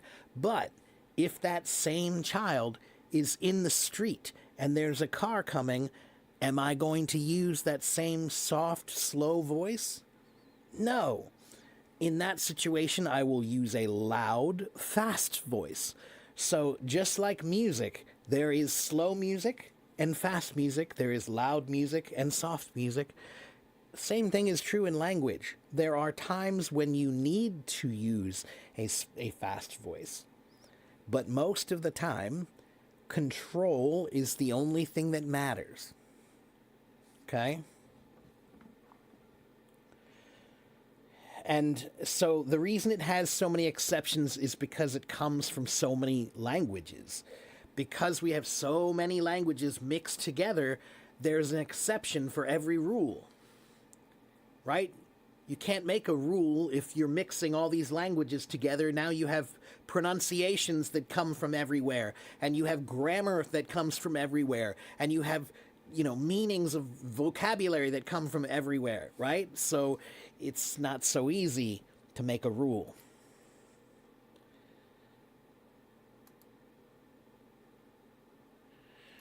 Waleed, don't, this is not about me, man. Not about me. I appreciate the compliments, Waleed, but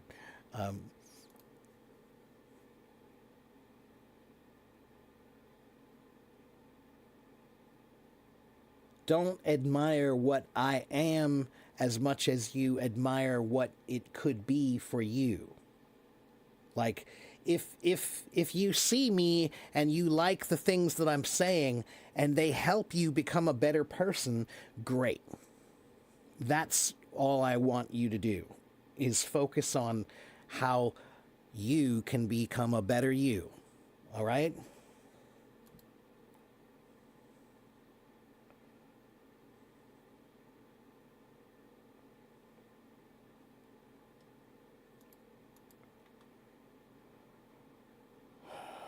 And there's follow over there in my YouTube now. So yes, if you run out of time on my Hello Talk, you actually can go to my YouTube right here. This is my YouTube channel. Okay? So if you want to, you can go there. I also have a website right here, and I have a blog right here. Okay? If you don't know who I am, you should go read that file that's in the pinned chat. That's a PDF file, Teacher Mark's FAQ PDF. Get the file and read it. Get the file and read it. If you want to know who I am and what I am doing, get the file, get the file, get the file. Okay? Get the file. Why would I take the time to make a file? Unless it was important. All right.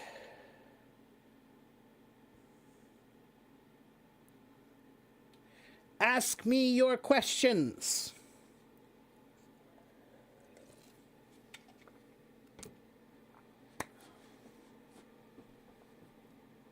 Once again, I'm ready. I'm waiting. Come on.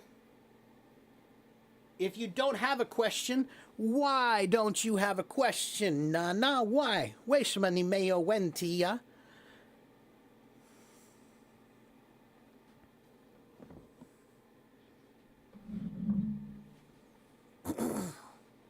'Cause me. That's not an answer. Drinking coffee. That's what I'm drinking. For the sake of learning, should we be go-getters in a place where we are not welcomed because it has some values and benefits to learning English? Ooh, that's a hard one, Samira. Sometimes, yes. Okay, Samira, I went to jazz school to study jazz drums. And when I went there, I was a little bit older than many of the other drummers that were there. And they all just were kids that just came from school. I did not come from school. I learned how to play by performing out in clubs, right? So I had a very different background than many of those students did in that school. And because my background was so different, they did not really make me feel very welcome. They did not really make me feel very welcome. There's a certain attitude that kind of happens in the jazz world sometimes where it's not very welcoming. It's a little bit condescending. And, but I stayed. Why? Because it was a good learning environment. Because they had knowledge that I needed. That I needed this practice. I needed this environment to improve myself. So yeah, it was not the most friendly environment. It was not a very welcoming environment for learning. But it was what I needed at the time. So sometimes you have to do what you need to do. You just have to get through it, you know? Okay?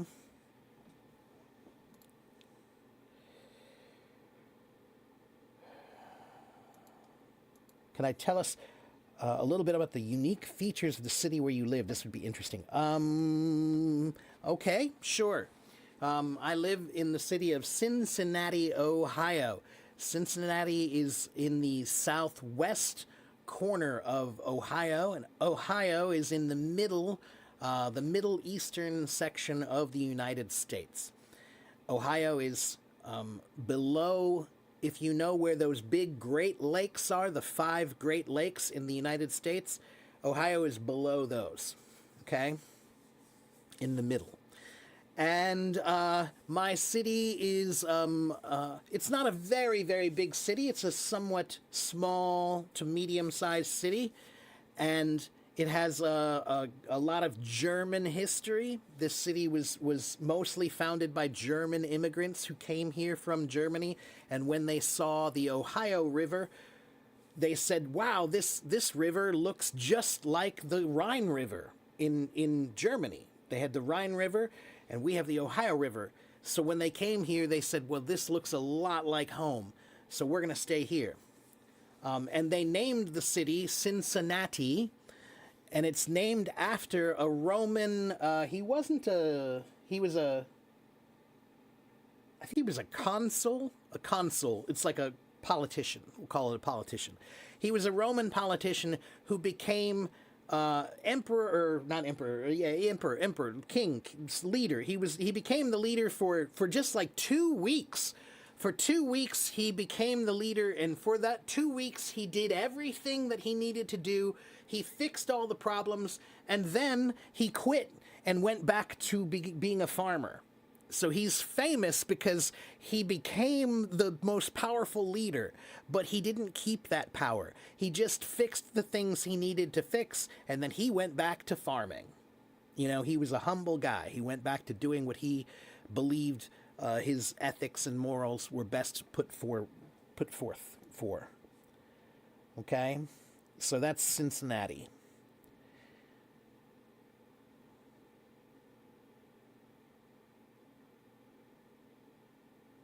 How can you become a better person? Learn who you are. You can't become better if you don't know about yourself. Question what you think. Question what you feel. Especially question what you feel.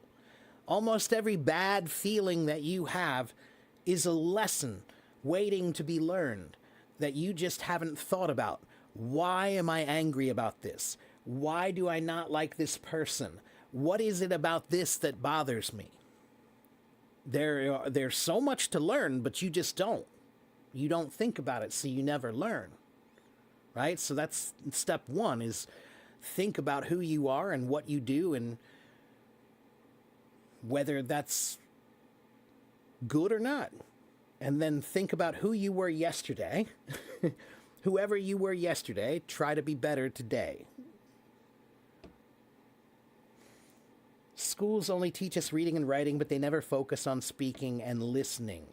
That's mostly true. They do give you listening. But if you don't listen, that's not their problem. But they do. There's plenty of listening. You know, you can listen to English very easily today. But yes, you need to figure out, Caspian, if a system does not provide you what you need, then you need to make a system that provides you what you need. Right? So if you're not getting what you need from school, fine. Then make a system that you get what you need. All right? Do I think attending drum classes made me insecure compared to others? No, I would say the opposite. I think it made me more confident. No, learning an instrument makes you confident, because learning an instrument means you learn how to perform in front of people.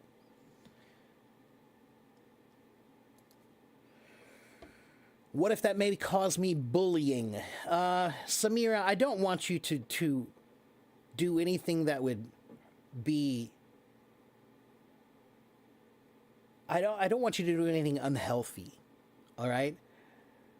But the truth is that there are some times in life when you have to deal with people that you don't really like in order to get what you need.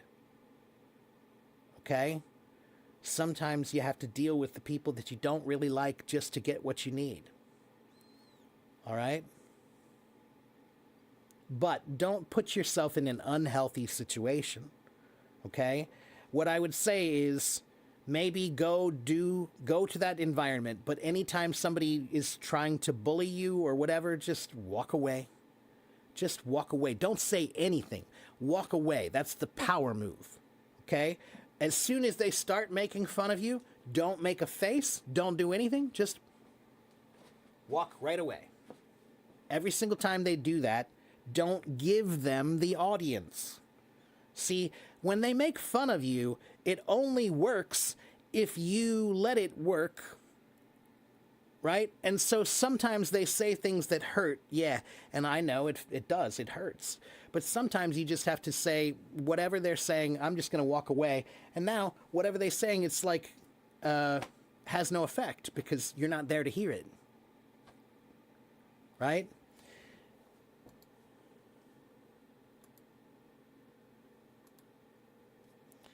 It's like being the bigger person. Well, yeah, kind of, but I think it's more like just don't put yourself in an unhealthy environment for no good reason.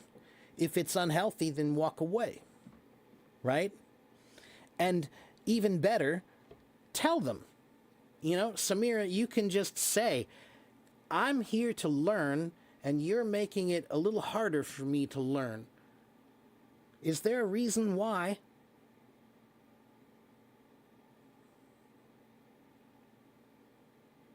Okay? Most people, when they hear that, they realize that it's not cool. All right?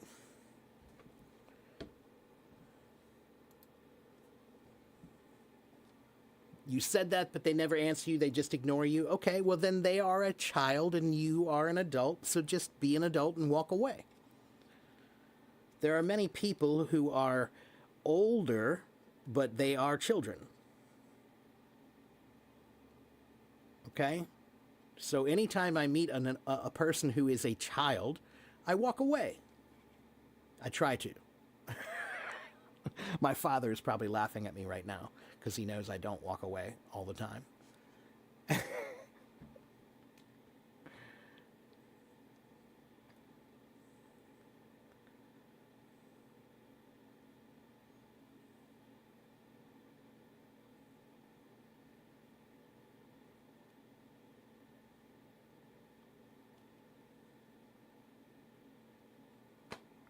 Okay, again, I'm here to talk to you about your problems and your questions.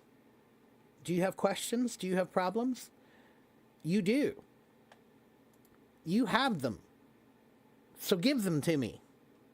Give me your problems.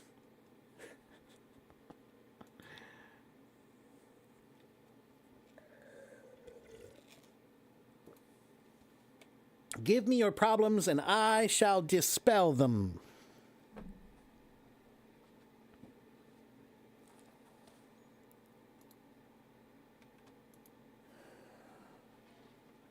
How to enunciate English show. Enunciation is about exaggeration. Do you see how much I am exaggerating? That is enunciation. To enunciate basically means to overpronounce. Okay, and that means you must open your mouth and every movement must be very clear, articulate. Okay, you have to articulate your mouth, which means all of your movements must be clear. Okay, and yes, I drink coffee.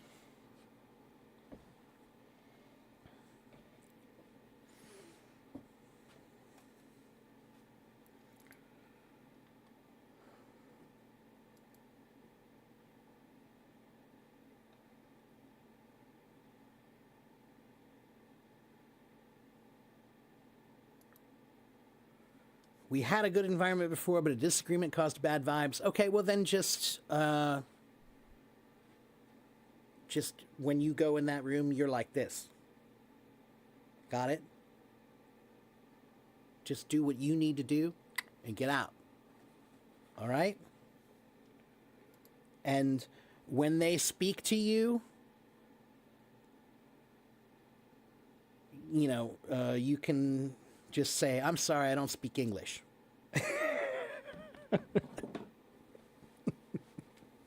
Or whatever.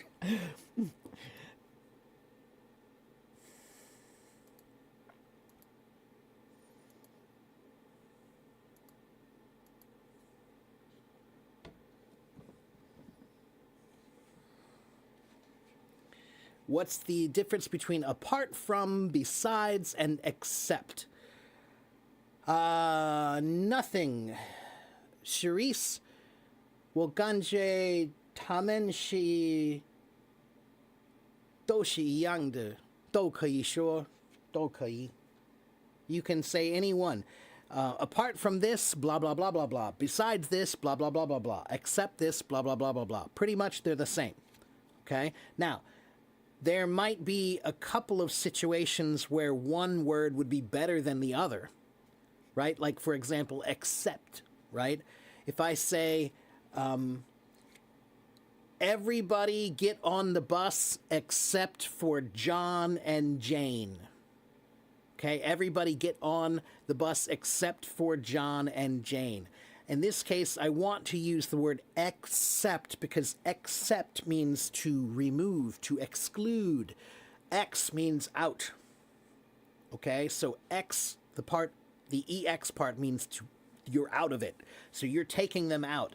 But I wouldn't say everybody get on the bus besides these two. I wouldn't say everybody get on the bus apart from these two. That would not be the right usage in that case because I'm trying to exclude someone, so I need that X part out. All right?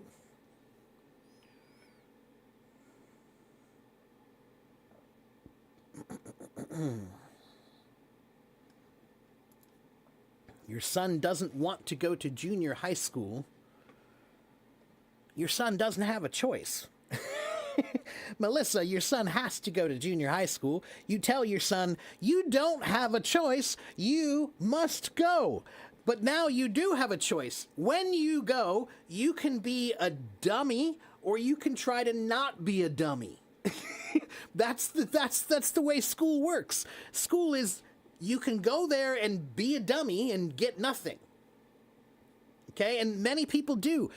When I was in school, I wish I cared more when I was there. I didn't. I didn't care as much when I was there. I was a dummy a lot. Okay? But that was a choice. That was a choice.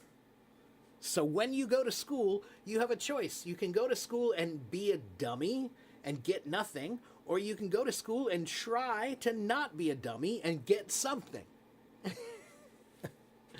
All right?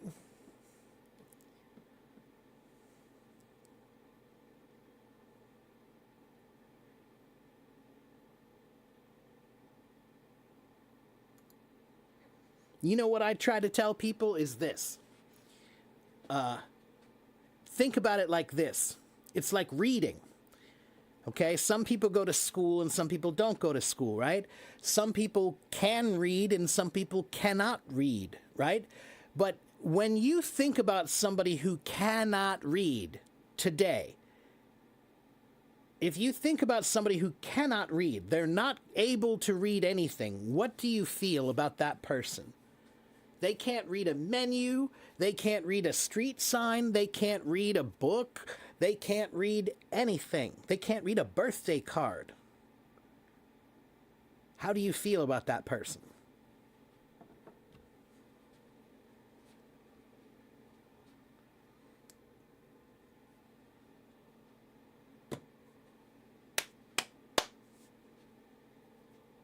Hello? Is this thing on?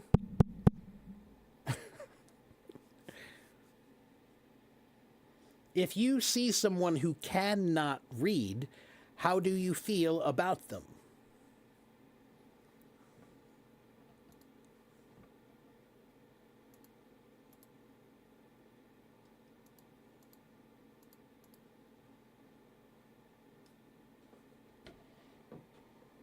You feel sorry for them. Yeah, it's sad, right? It's sad when you see somebody who cannot read today. That's crazy. That's crazy, right? Now, Melissa, I want you to tell your son this. Tell your son this, and I want you to say to him now, which one is worse? The person who cannot read or the person who can but doesn't? Which one is sadder? So, Melissa, that's like school. There are some people who go to school, but they don't learn. Right? And that's sad. Right? That's sad. They didn't learn anything. They cannot learn, right? But if you did go to school, but you still don't use it, if you did go to school and you still can't actually think, that's more sad. That's much more sad.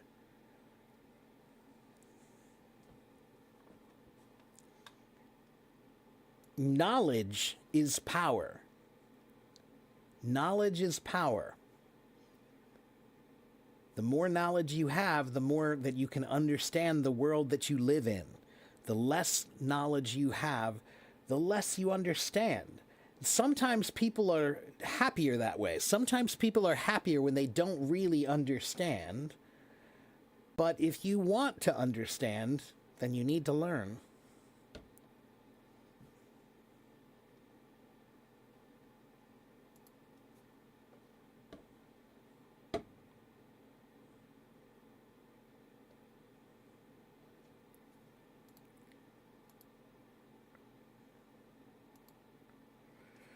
That's right. A little knowledge is a dangerous thing. That's exactly right. As a matter of fact, that saying has never been more true than today, because that's exactly the problem today. Is everybody has a camera just like I do. Everybody is out there saying, "I have all the answers. I know the answer, and this is what you should do." So everybody has a little bit of knowledge and they're all out there sharing it like they're experts. Okay? And that's why I say I'm not an expert. I'm a drummer. I'm a drummer. This is my job is back here. That's actually my real job. But if you like the things that I'm teaching you, if the things that I say help you, great. Right? Then follow the knowledge. Okay, follow the knowledge. But I'm not trying to be the end all be all expert of English. All right? Because I'm still learning. Because a little knowledge is a dangerous thing. I'll tell you what I know if I think I know something, but that doesn't mean that what I know is the end.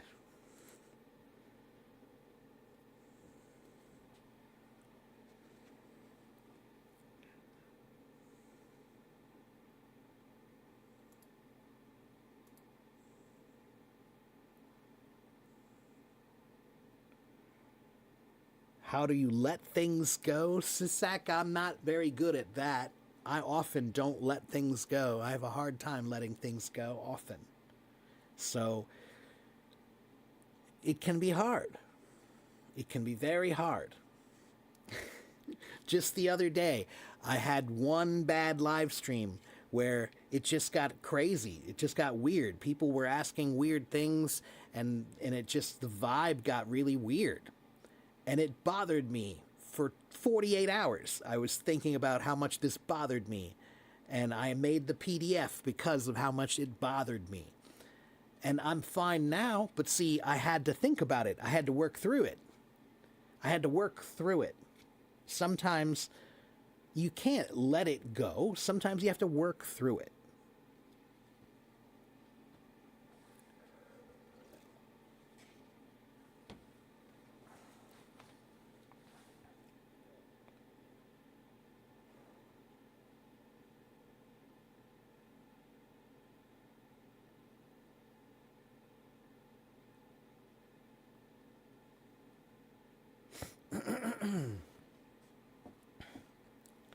Yeah, you have to process it, you have to think about it, you have to grow from it, learn from it, yeah. You know? Hello, Dat Xin Chao. Okay, if you have a question, you should ask me. Grammar. You don't have any grammar questions? No grammar questions at all? You don't have any questions about reading, or writing, or listening, or speaking, or vocabulary, or pronunciation? You don't have any questions about any of those things? Really? There's a question over here. Let's see. What language has been the most difficult to learn, Spanish or Chinese?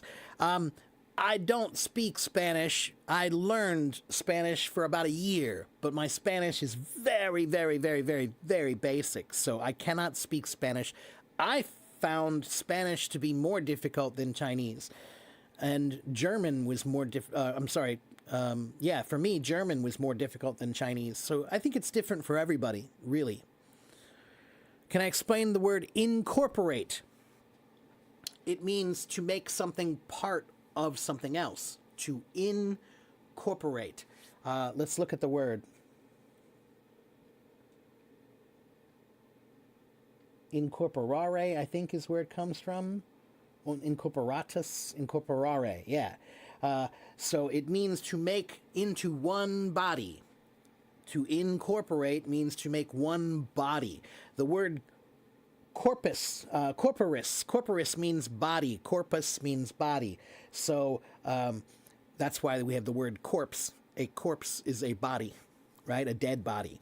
So the word incorporate means to make something part of one body together, right? So maybe I have a class and I'm teaching this class, but I have a new book that I got that has some new information that I want to use in my class. So I will add it to my class, and now I have incorporated it. I am now using it within the body of my class. Okay?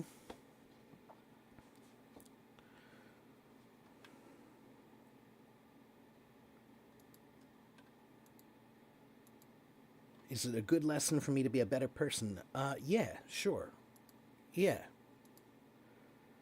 Thank God somebody accepts that German is more difficult than Chinese. It's different for everybody, man. Dracula, if I had learned German now, I think I would be better. But the way I learned it in high school, when I was young, I learned German for 3 years in high school.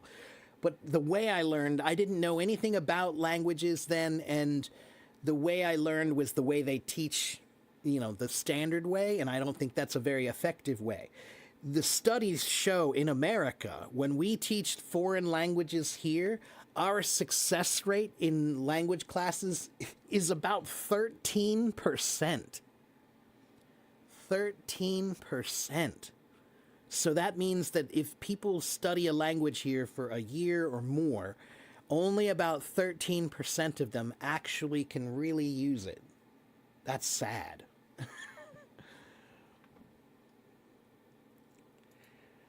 Rodrigo, the word corp, it comes from the word corpus, which means body in Latin. Corpus in the genitive is corporis, body.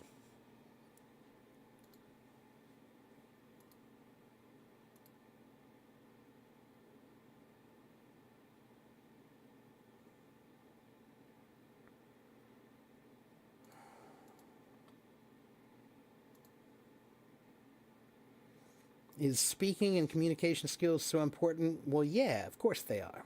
Speaking and communication skills are important in any language. Of course. I admit conjugation and verb tenses are crazy in Spanish. Yeah, that's why the first language I studied was Latin. And Spanish and French and Italian and Romanian and Portuguese, they all come from Latin. And Latin is really hard because of all the conjugations and the verb tenses, and it's just too much. It's like, man, that's too much to think about. And that's what my Spanish friend and my German friend, both of them told me that if I speak Spanish, don't worry about all that stuff. If you say the wrong one, nobody will care. The same thing in German. He said, if you say the wrong one, don't worry about it. Just speak. Nobody cares.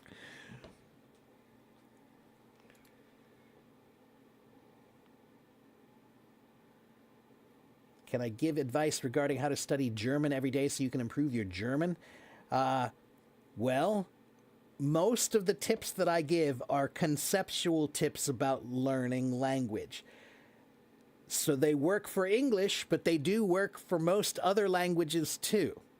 So have you gone to my blog? Have you read any of the articles on my blog, Dracula? Do you see that that link in the chat, the pinned file? Copy that pinned file and open it up and go look there.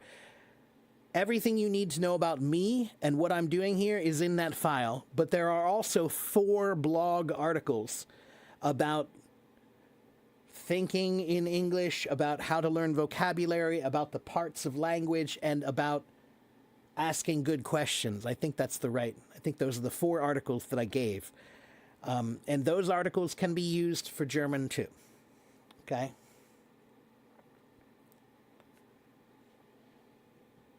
How should you start over again? I don't know what you mean. Start over with what?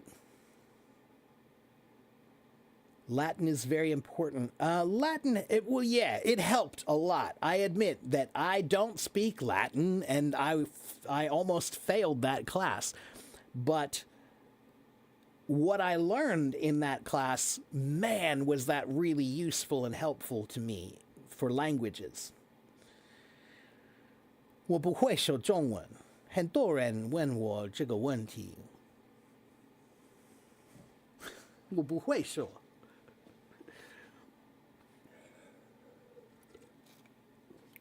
Persephone. It's a beautiful name. It's a Greek name. When I was a boy, I always used to say that name, Persephone. It's Persephone. That would be the American way to pronounce it, but the proper way is Persephone.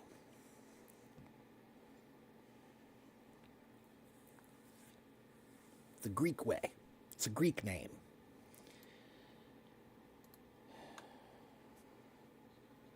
How can you get back on track of learning English after Ramadan? You'll be fine, Waleed.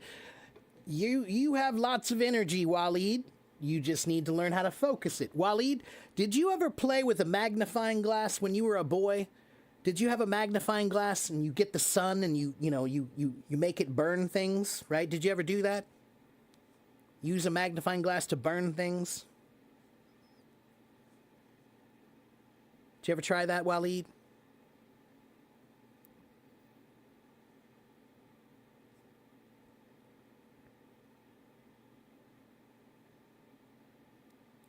So, Waleed, that's you, man. When you have a magnifying glass, there's the sun has all this energy, but all that energy is wasted unless you can focus that energy. So that's what a magnifying glass does. But you can't put it anywhere. You have to put the magnifying glass at just the right place for that sunlight to come in and be focused. So you, Waleed, that's what you need to learn how to do. You need to learn how to control yourself so that you can focus your energy and be productive. Your magnifying glass is going up and down, and it's not steady. Keep it steady so that it can be focused and use the energy. Okay?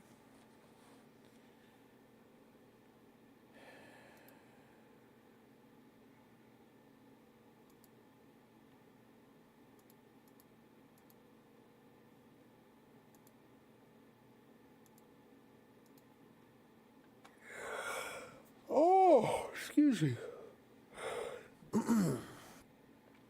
Okay, very quickly, I'm going to just show you what my file looks like because I don't know if anybody is really looking at it or not. So let's go look at it together, shall we? This file right here, if you get this file, it's in the pin chat. Open that file and you will see this. Hello, new friend. Welcome to my English online classroom. I'm Teacher Mark, an American TEFL certified English teacher with 17 plus years of experience teaching English. I am one of the most followed accounts on HelloTalk. Look, my experience, everything is here, everything that I've done. Look, I've done 1,499 events. Actually, now I've done 1,500 of them. And it talks about what do I do and what do I teach? When do I teach? Here's my schedule. Look, there's my schedule. There's my YouTube channel. There's my website. There is my blog. It's all there. And here are 4 free articles for you. 4 free articles to read about English. And here, this is about what you should do when you're in my room. How you should act when you're in my room.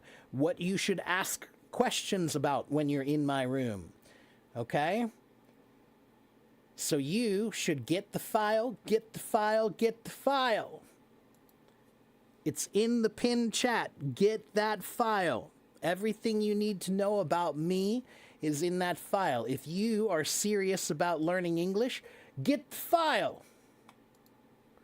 Get the file.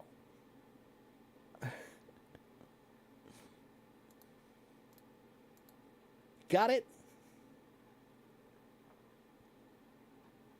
Okay?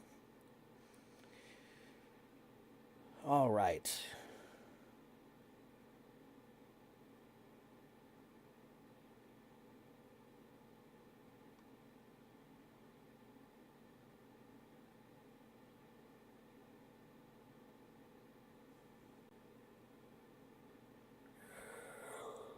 Oh. Tired.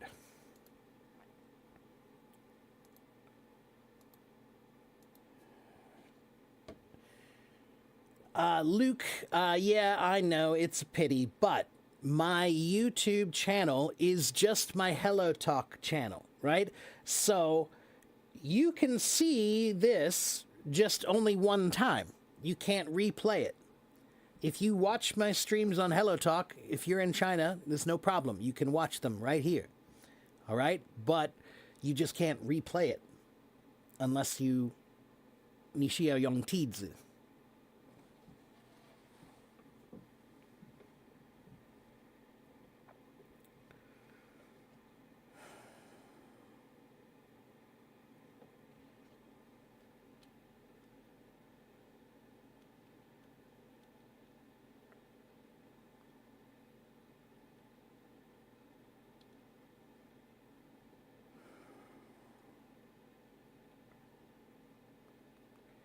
Luke, if you want to know how to do that, I can't help you with that, but maybe one of your Chinese friends probably can help you with that.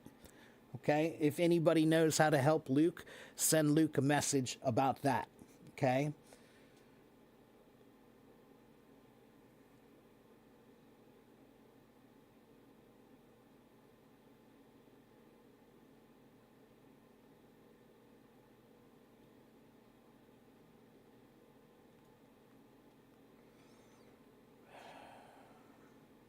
Okay, can I explain non-infinites, or do you mean non-finites? Non-finite verbs? Is that what you're talking about?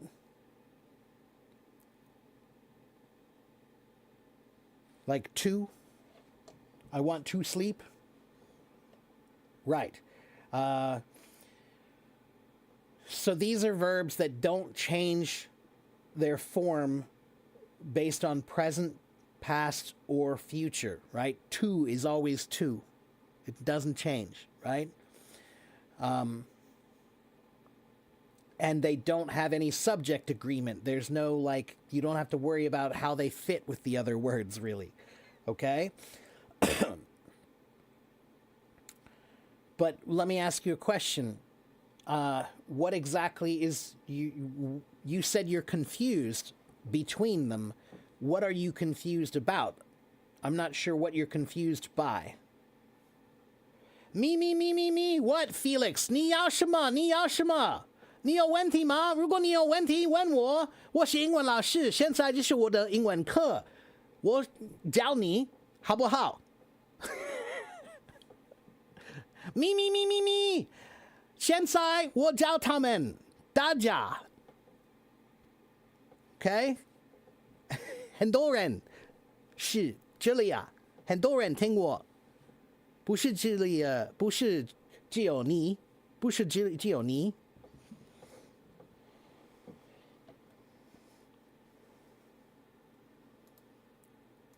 如果你有问题问我，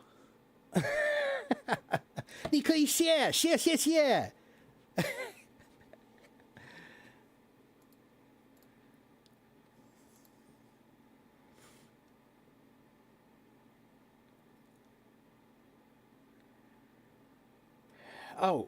Okay. So you just don't understand about gerunds and infinitives and participles, when to use them. Okay, let's just make this very simple. The basic rule is very simple. Almost every verb you can say two ways. I like walking, or I like to walk. I like running, or I like to run. I like speaking, or I like to speak. Okay?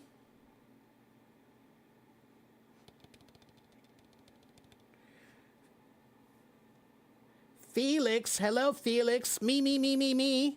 我等你。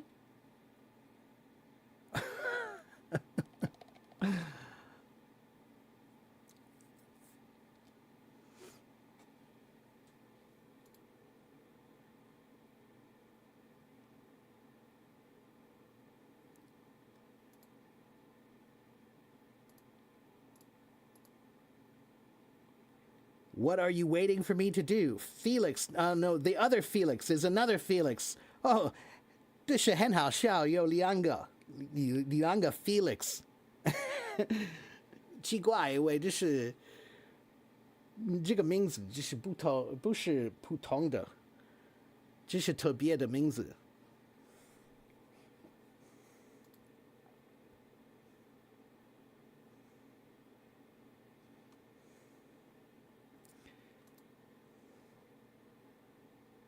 别的 Felix 他说他要说话跟我，可是我告诉他，如果你有问题问我，我等你。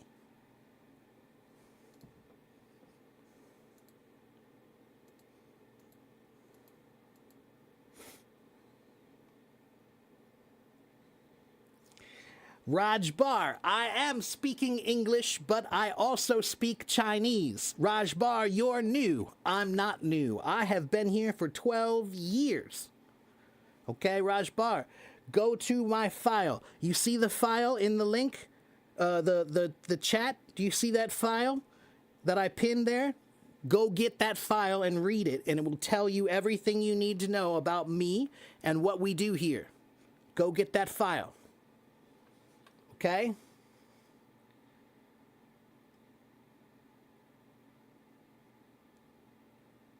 I am an American. I'm from the United States, and I do teach English, and I do speak English, but I also speak Chinese. And there are many Chinese people here, so sometimes I speak Chinese to them. Okay? If I'm speaking Chinese, don't worry about it. It's okay. How can you become a good English speaking teacher? Well, Persephone, you need to just practice your English. 熟能生巧. Okay? Just let me ask you a question, Persephone. Can you think in English? When you speak English, do you think in English, or are you thinking in Chinese and then translating?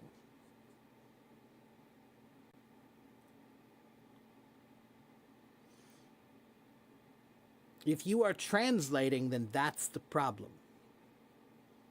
Okay? When I speak Chinese, I'm not trying to translate anything. I'm trying to use a Chinese mind. I'm thinking in Chinese, so it goes right from my brain to my mouth. I don't have to translate. Okay?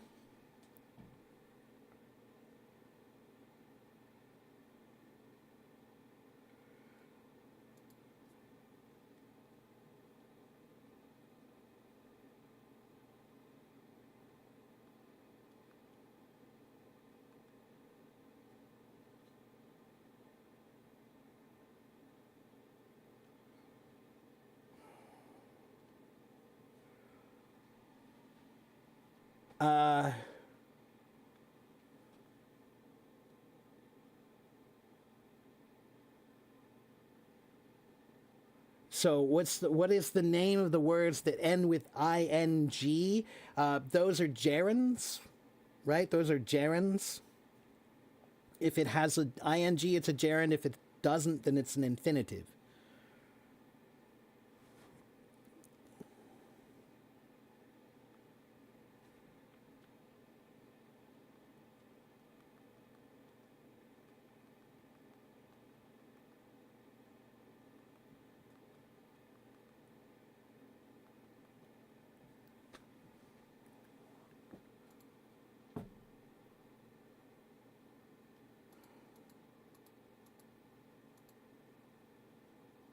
Okay, so guys, if you're new, my big secret about learning English is that you have to learn how to think in English. So you need to practice the thinking is the most important part.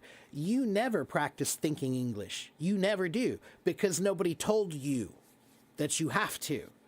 People told you that you have to practice reading and writing and listening and speaking, but nobody said anything about thinking. But that's actually what you need to do, because thinking is the time that you spend with language the most time. The most time, right? The most time is you're spending time thinking, not speaking. So learn how to think in English, and then you can spend more time with English. Okay?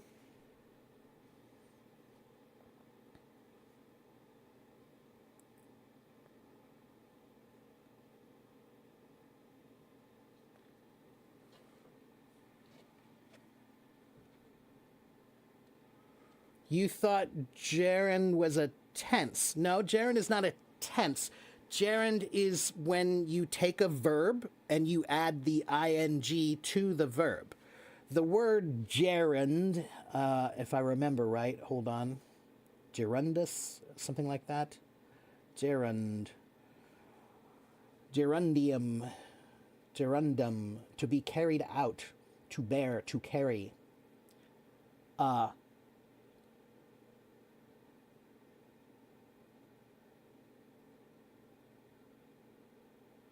One moment.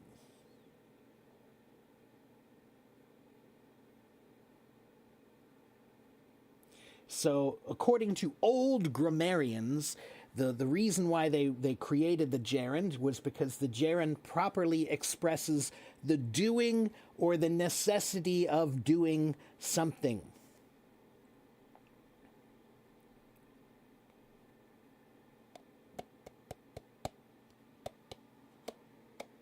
Okay?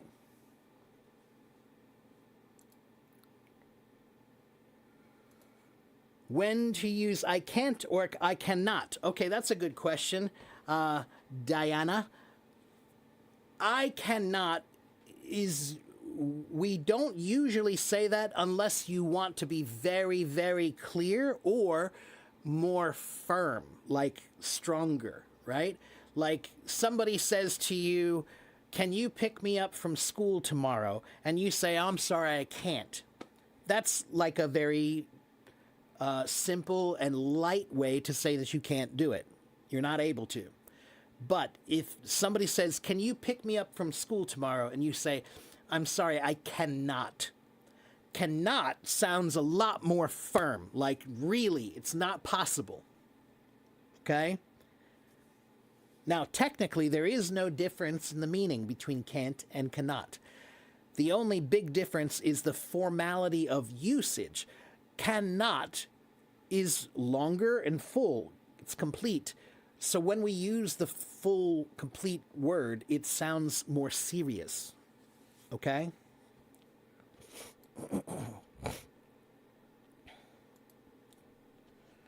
When you speak English, you always translate Chinese. I know, and that's the way I used to do it too, but that's too slow. So, Jimmy, 明天如果你的肚子很饿，你需要想什么？明天如果你很累，你需要想什么？如果你可以想简单的主意，你可以想别的。You can think more, right? So start with simple things. Simple things. Just try to think about I'm hungry, I'm tired, I'm late, I'm happy, I'm sad, I like this, I don't like this, I want this, I don't want this. That's how I started with Chinese. I would watch TV and I would just think, oh, 我喜欢他，我不喜欢他。or, oh, 我感觉他很好笑。Or 我感觉她很好漂亮. Okay? So start with simple things and just try to use direct things, not translating, direct with simple things. Okay? You have problems thinking. Marco, did you read the article? Did you read my article about thinking? And if you have a lack of vocabulary, then how can you think? You're right, you need vocabulary. So again, Rajbar, there are 4 articles in that link. Those articles, the first one is about how to think in English. The second one is about the 8 parts of language.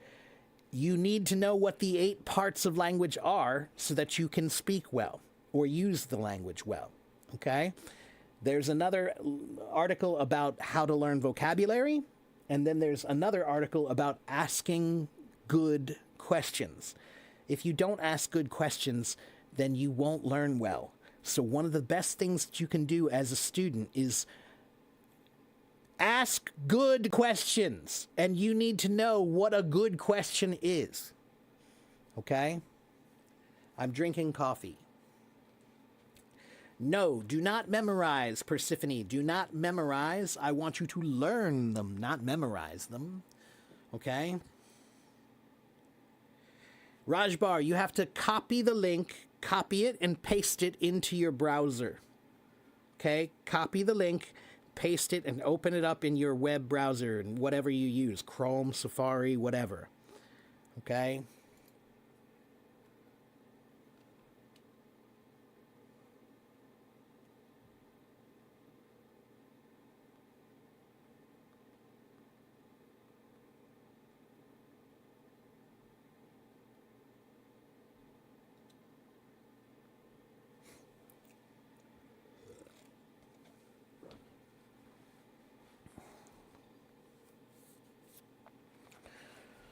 All right, let's see.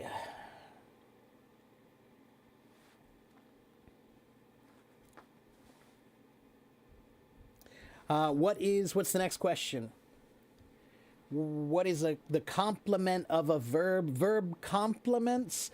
That's where you say something like, I want pizza.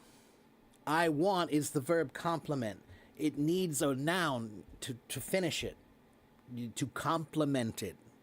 Okay? And Mirsad, yes, you may speak with me. Yes, you may. Give me one moment and I will invite you on stage. Can I define every word in my native language? Not every word. No, probably not every word, Rodrigo. But many of them. I think probably... I can't say. I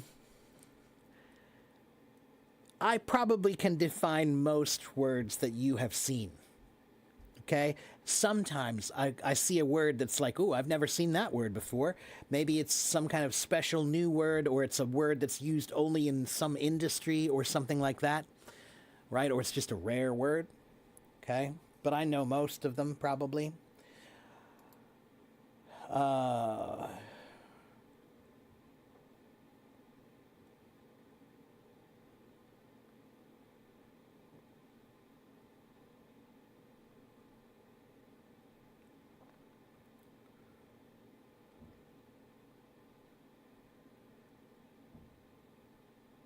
Okay,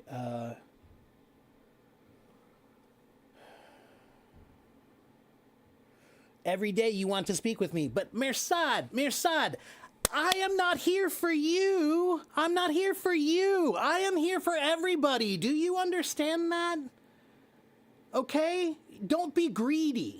Don't be greedy. I know you want to talk to me. Everybody wants to talk to me, but 90,000 people follow me. 90,000 people. Okay?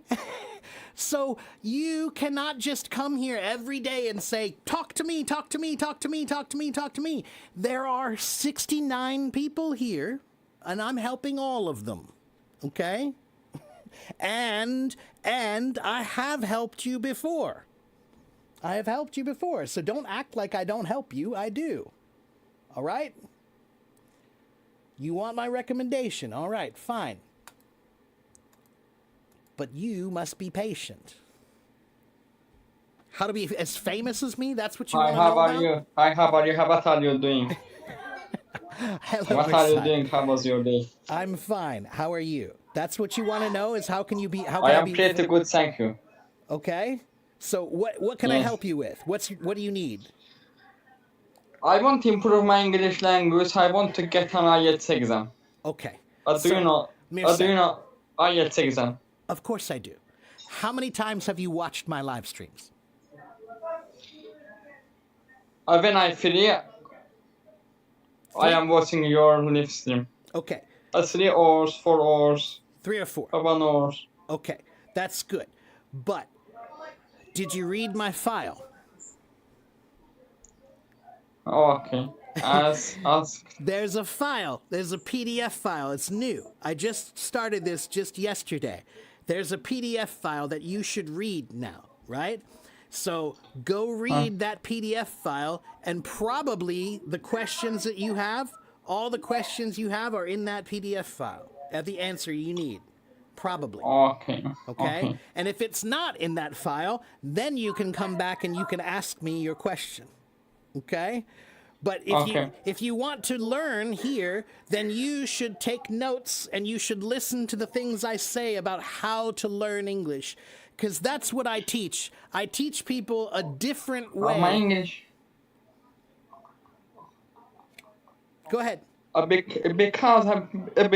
Because my English level is so high, but I want to get an IELTS exam with the 8 point.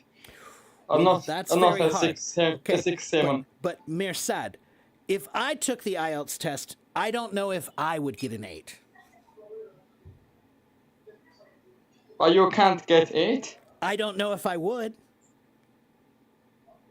Because I have an aspiration, I want to go another country for my future. My father says that if you want to go another country, first time you have to get an IELTS exam or Well, that's true. It would help. It would help a lot if you get a good score on the IELTS test. It would help a lot. But what I'm trying to tell you is your father told you that. Your father told you that this is like preparing for a war, a battle, okay? And if you want to go into battle, then you need to be prepared. You have to get ready for that fight. It's a big fight, this test. It's very hard. So you need to study. So what are you good at and what are you not good at? If you're not good at writing, then you need to write. If you're not good at grammar, then you need to study grammar.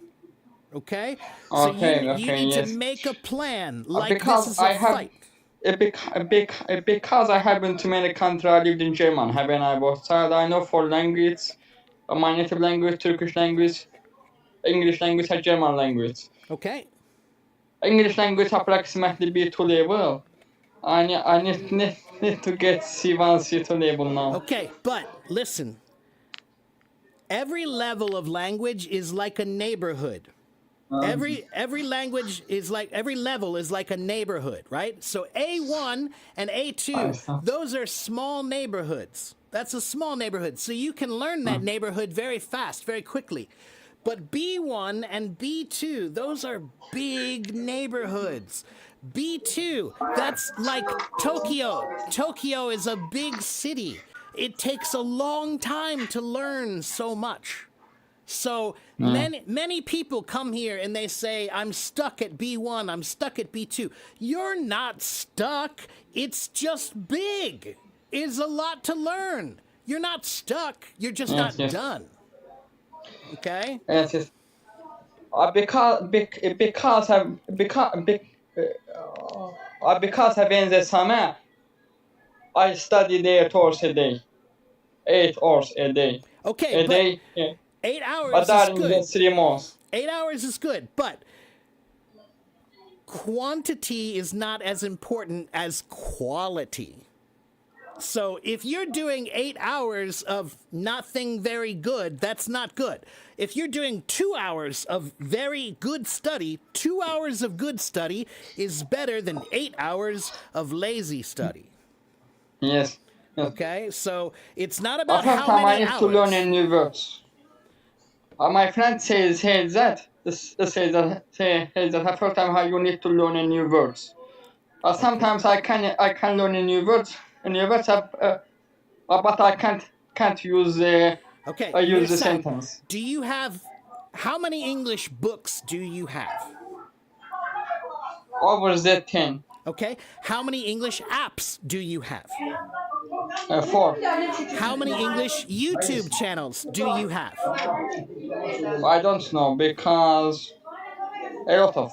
Okay, you need a lot. You need books, videos, apps, live streams, teachers, friends, family, anything that you can find to study. You need it.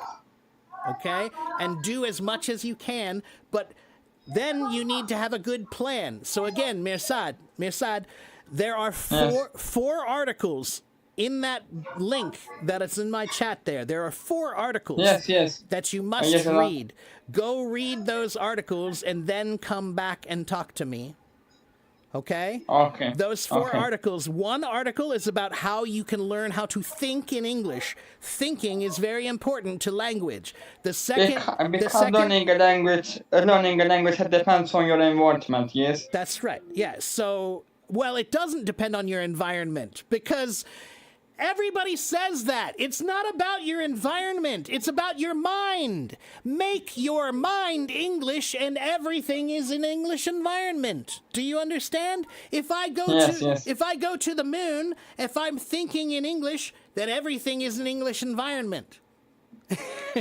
Right? You have to think in English and then everything is English. If I go to China, I can think in English. If I go to Japan, I can think in English. If I go to anywhere, I can think. Before 2 years ago, I can't speak English. I say that I couldn't learn. but now I can speak. Okay, so Because every day, that's every great, day I'm Mirsad. speaking. Great. But let me tell you this. You said you want to be a master of English. You want to have an 8, right? You want to be a master, right? Yes. Okay, but can you be a master of anything in 2 or 3 years? I think that yes. No, you cannot be a No? master. No. I can't. A Can't be master. A master is a master. They know everything. That's a master. You're not a master when you've done 2 or 3 years. You're a baby. 2 or 3 years is nothing. That's A nothing. baby is learning. Yes. Yeah. Yeah. So I have been learning drums. I've been playing the drums for 35 years. Because some have baby I can learn how to three language together. Yes, two three language together. Well, yes, A baby. That's right. Babies learn how to think first. That's what I'm trying to tell you. It's about thinking first. Think. All right? So, Yes. Mirsad, I must let you go because I have to help some other people here today. But go read my article. Go read that pin. Get that article and read it. Everything you need is there, okay? Okay, see All you right. soon. Take care. Take care. Tomorrow. Okay. He's excited. He's very excited, Mirsad. Okay, let's see.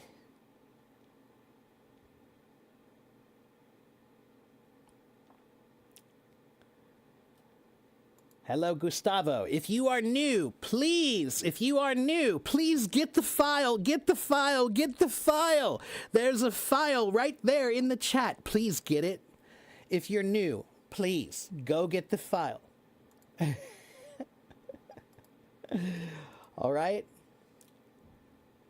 Everything you need is in that file. Okay?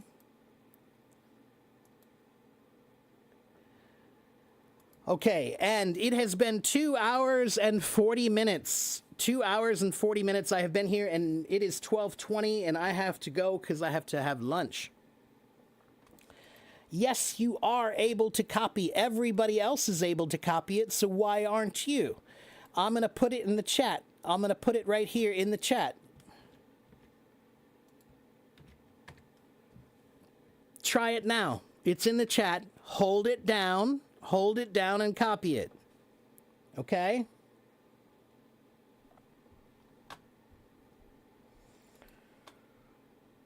Okay, and once again, if you are new, please get the file, and in that file you will see I have been on this app for 12 years. I have been live streaming here for more than 5 years. I have done more than 1,500 of these. Okay? So please go check out my profile. Please read the file. I am here Monday through Friday. My schedule is in the file. If you want to know my schedule, get the file. If you want to know where I'm from, get the file. If you want to know what we're doing, get the file.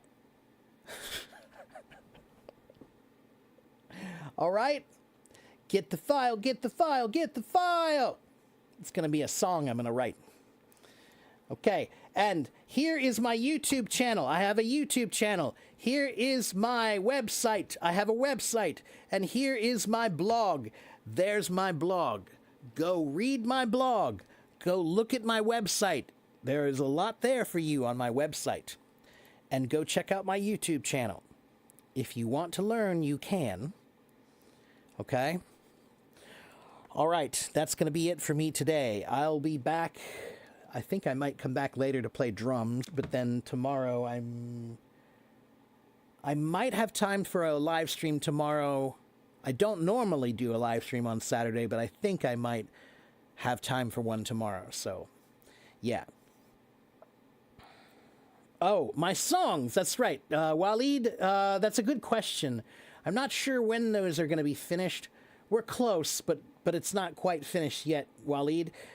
We have, I think, 4 or 5 songs that are going to be finished soon. Okay, so as soon as they're finished, I'll let you know. Okay, Waleed? All right, I must go. Have a good morning, have a good afternoon, have a good evening, and I'll see you guys